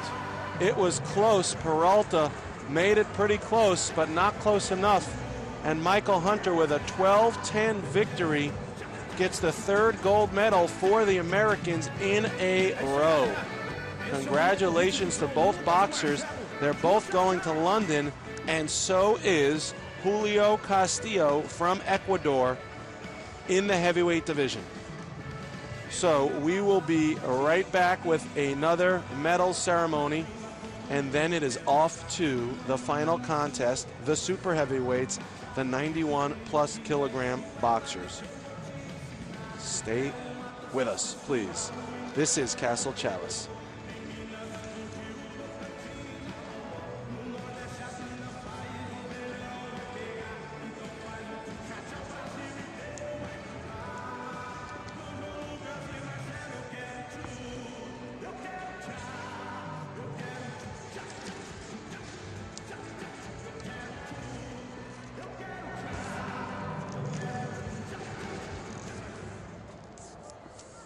Remember that the Women's Championships is taking place this week in China. As far as the World Series of Boxing is concerned, the Milano team, the Milano Thunder, was crowned the WSB team champions, and the individual championships will be taking place in the very near future, all at the Elite XC XL in London.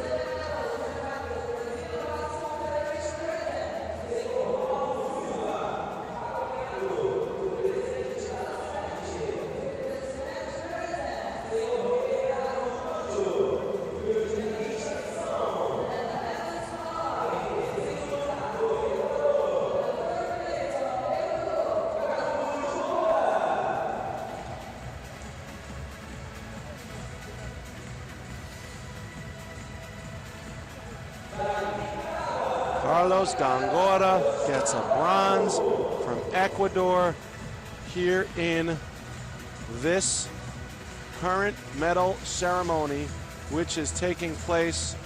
Osmar Bravo gets the other. These are the light heavyweights. Bravo, Falco, Gongora, and Brown on the platform.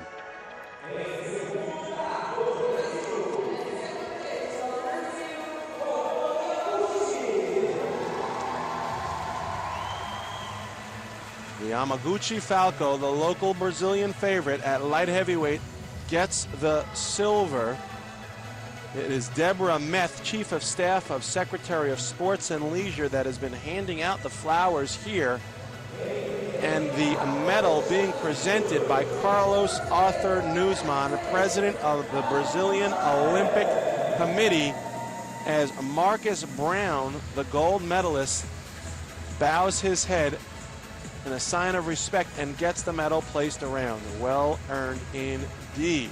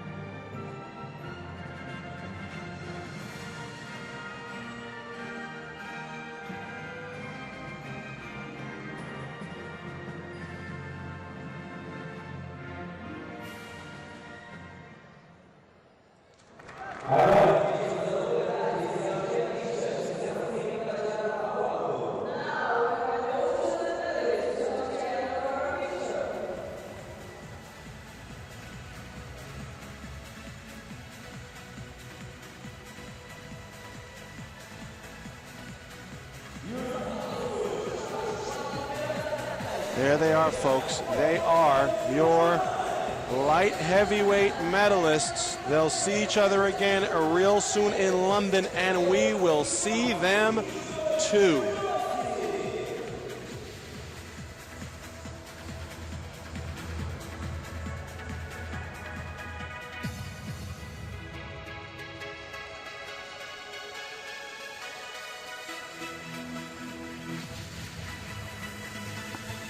Take a look. Remember their faces.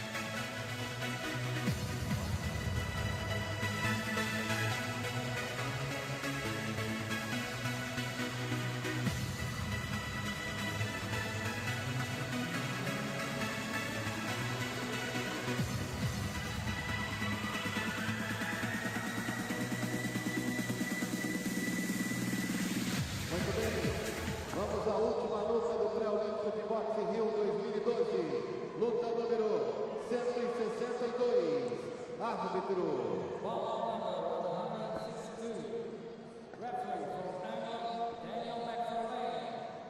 Juízes.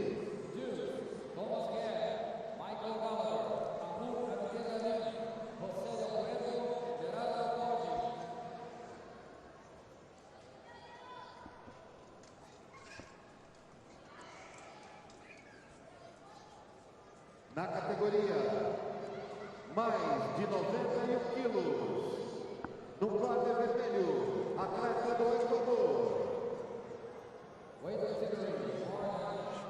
Italo Pereira from Ecuador beat Taborda and Keane to get here tonight. No córner azul, atleta dos Estados Unidos.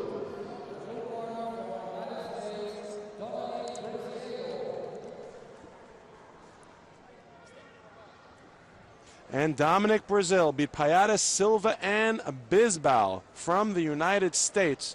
Two big men making their way to fight each other for supreme dominance here in this tournament.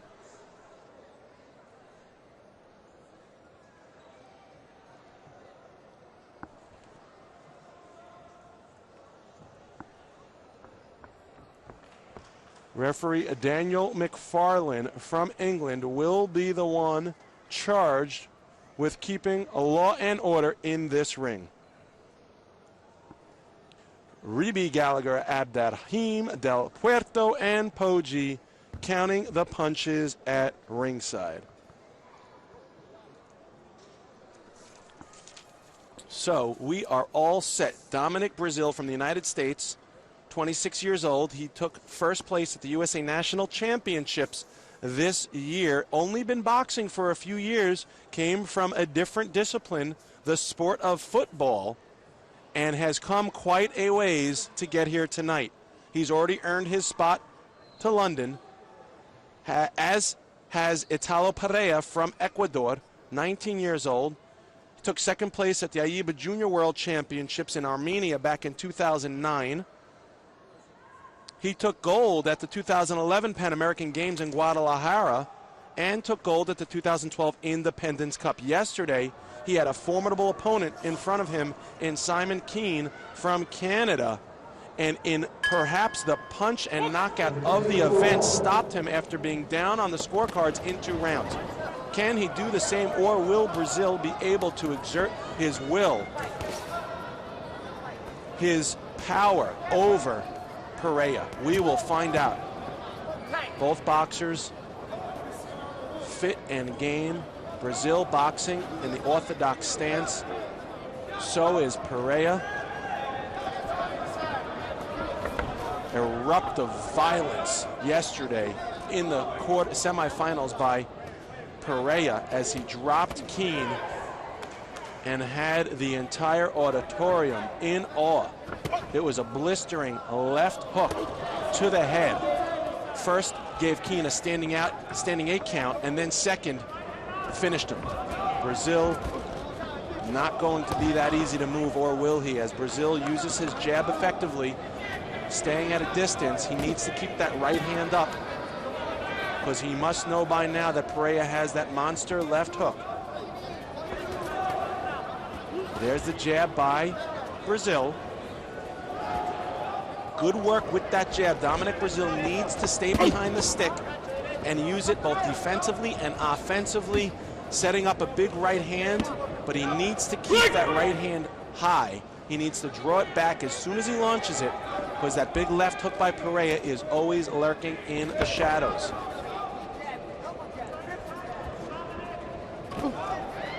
An impregnable fortress is what Dominic Brazil needs to be right now. There'll be one more boxer also in this weight class going to London. He will be whoever lost to the winner here tonight. And when I say lost, we mean yesterday in the semifinals.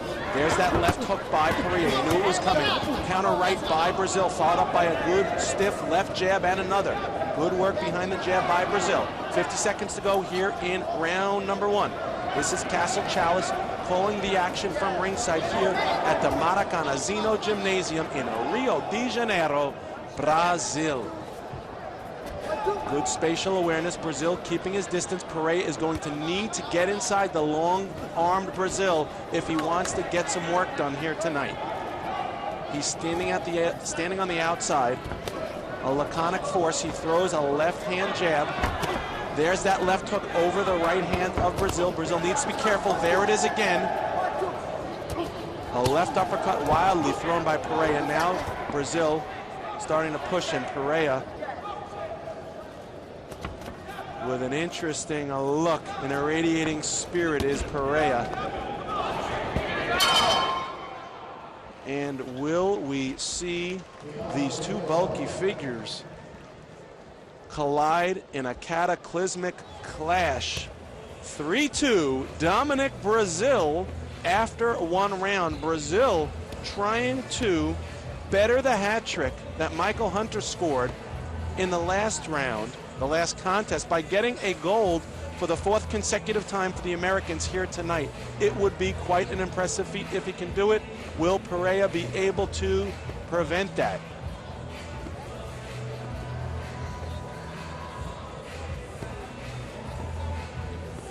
Here's a look at the action from the last round as the big Brazil tries to blast his way through that high defense, and Perea looks pretty comfortable. Nice defense by Brazil as well. There's a nice left hook. Good combination punching by Brazil.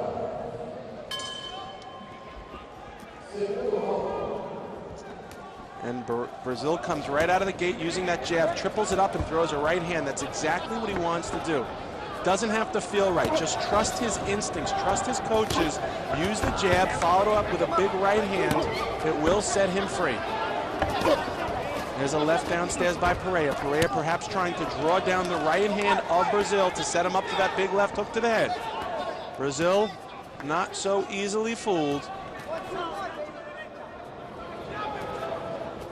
Stiff left jab by Brazil, continuing to work behind it. Perea hasn't yet gotten inside with any sort of consistent manner that will lead us to believe that he's going to be able to penetrate the long arms of Brazil. Caution to Brazil. Boxing resumes just over 2 minutes here in round number 2. Left hook by Perea. When it lands, it thuds. You can hear it from way up in the rafters. There's a left hook. Good body movement by Brazil to slip that one. If he had been standing upright, it may have landed that left hand. And a right to the body by Brazil, and the referee cautions Perea to keep his head up. Chopping right hand by Brazil. Rips one to the body. Brazil using that jab again. Left baby uppercut by Perea. And a big left hand. There's that left uppercut. Brazil needs to keep that right hand higher. He needs to. Simon Keene, just asked Simon Keene yesterday what happens when you don't keep that right hand up when you're in there with Perea.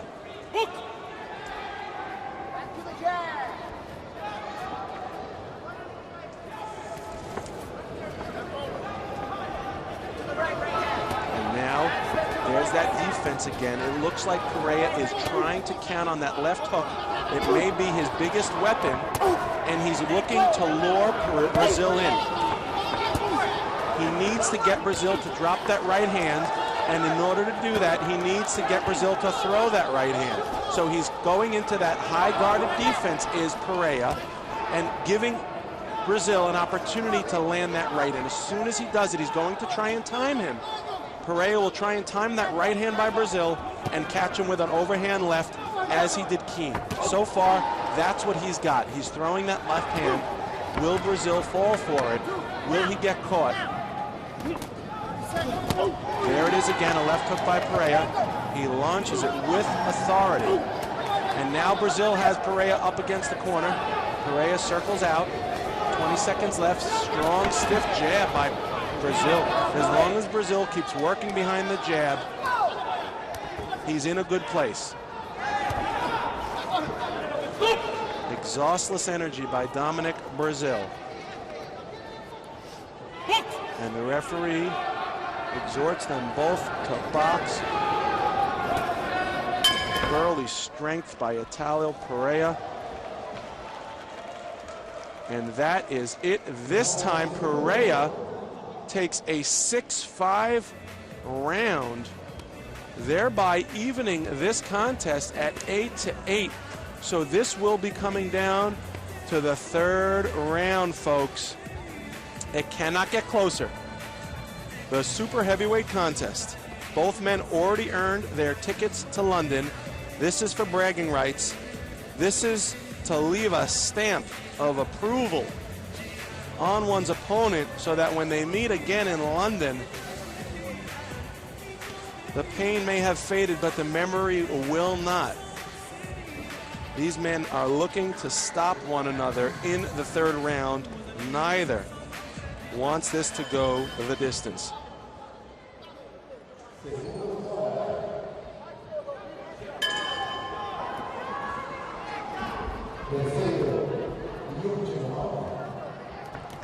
Brazil once again comes out in this round using that jab, working behind the jab. It's his most effective weapon thus far. Pereira, high guard, standing right in front of Brazil, not even giving him too much upper body movement, except for when he gets ready to launch that left hook. There it is. Time and again, Pereira will use that left hook as soon as Brazil throws that right hand. If Brazil were to just keep that right hand up and use his jab, he would most certainly be able to skate to victory, but that's not his style. He wants to end this too, and for that he needs to use his big right hand. Opening himself up, making himself vulnerable with detrimental result possibilities.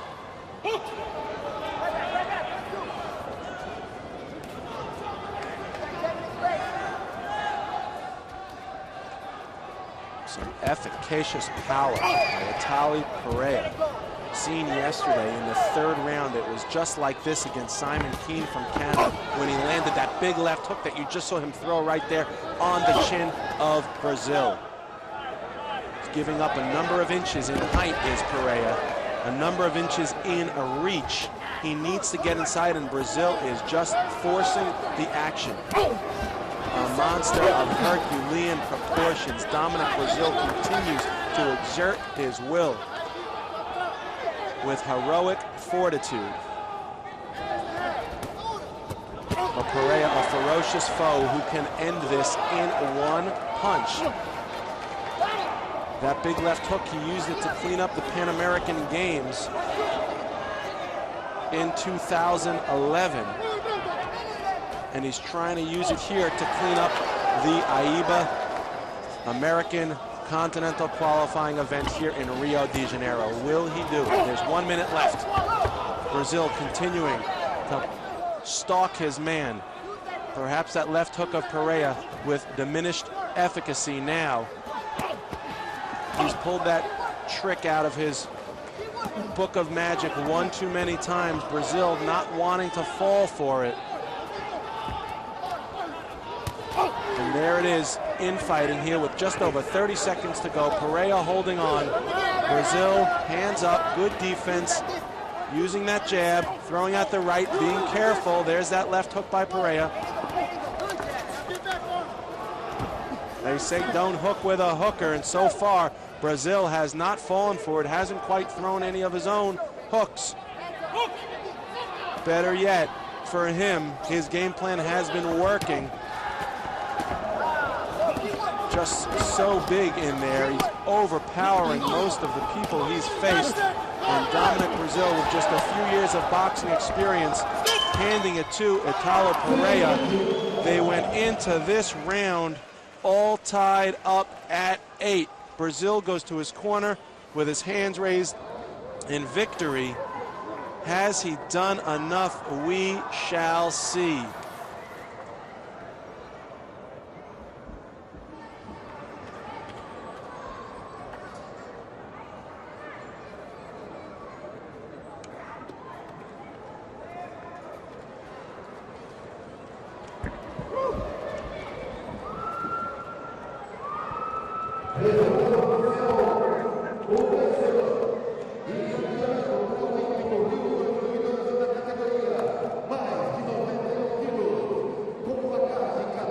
Both boxers have their arms raised. Only one gets the victory. Wow. With a 6-2 round, Pereira pulls out a victory over Brazil, and he gets a victory 14-10.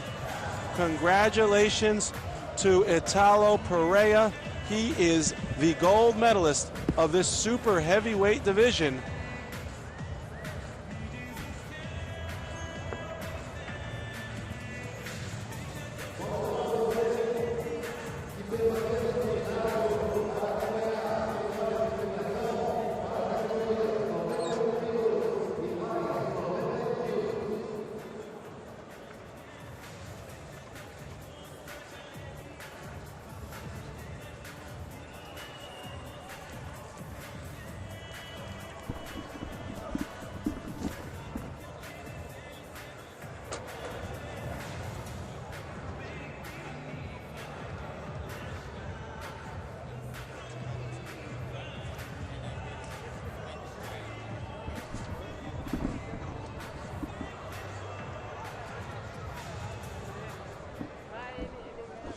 And we take a look at some of the action here from the final round between Pereira and Brazil.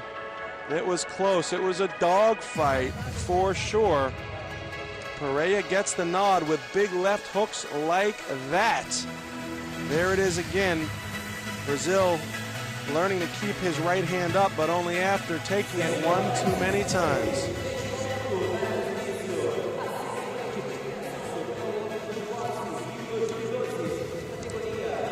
So by merit of Italo Pereira getting the victory here, that means Simon Keane from Canada, who was stopped in the semifinal contest yesterday with Pereira, gets the nod to go to London, takes that third ticket in the super heavyweight class. Congratulations to all of the boxers in this tournament for working as hard as they did and achieving what they did this week. We're going to get a few more medal ceremonies taken care of, and we will wrap up this show here from Rio de Janeiro.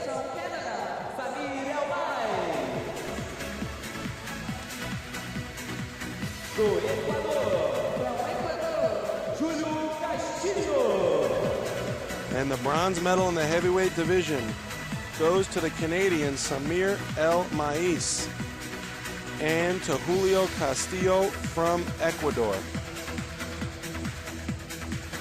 The flowers being handed over by Franco Querendo, the president of the National Court of Arbitration of Sports of the Brazilian Boxing Federation.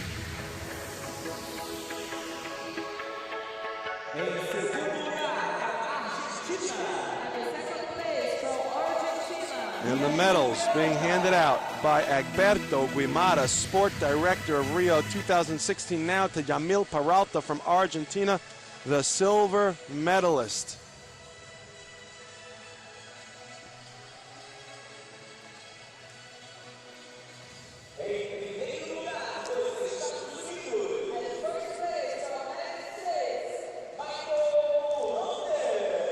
And the gold medal goes to who many say were favored.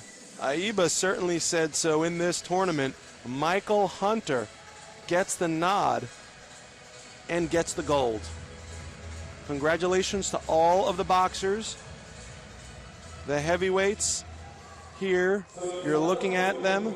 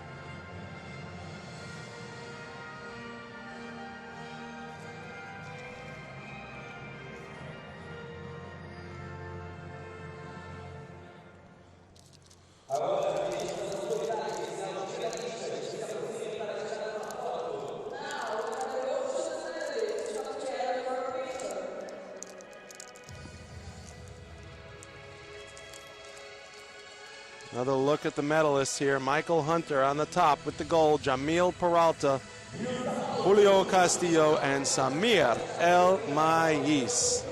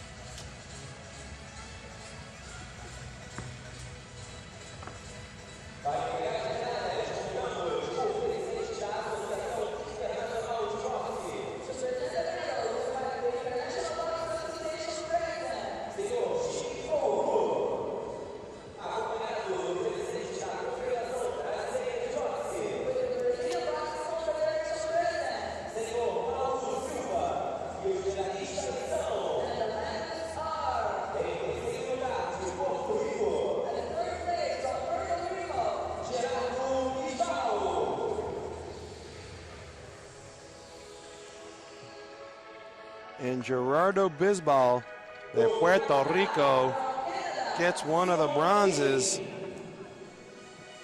The other bronze going to Simon Keane from Canada. Dr. Wu, the president of AIBA, handling the medal duties right there. Jorge Bichada, the general manager of the Brazilian Olympic Committee, handing out the flowers to the bronze medalists.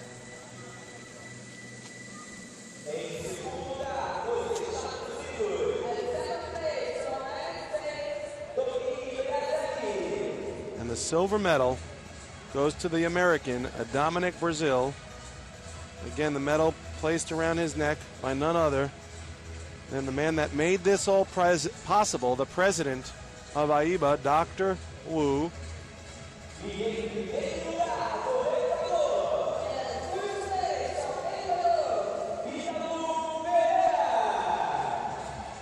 And the gold medal to none other than the Ecuadorian super heavyweight, Italo Pereira.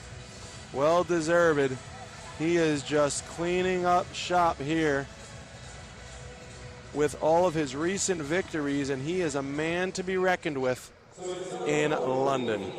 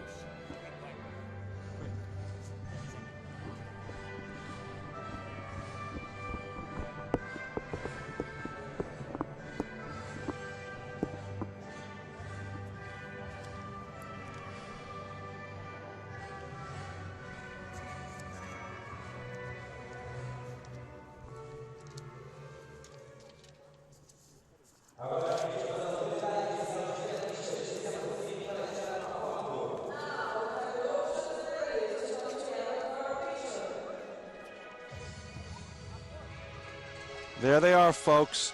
The super heavyweights, you'll be seeing them in London. Take a good look. Remember their faces, remember their names. Remember this event you watched here live in Rio de Janeiro. It's been a great week of boxing for sure.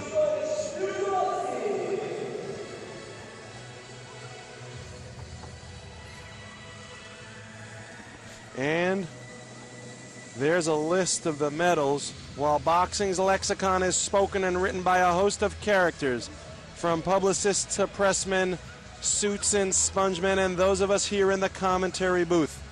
Its history is scripted in the long run by the boxers themselves. So, until London, and on behalf of AIBA, the Brazilian Boxing Federation, and all those that have made this event possible, remember, it's not the red corner or the blue corner, it's Castle's corner. Good night.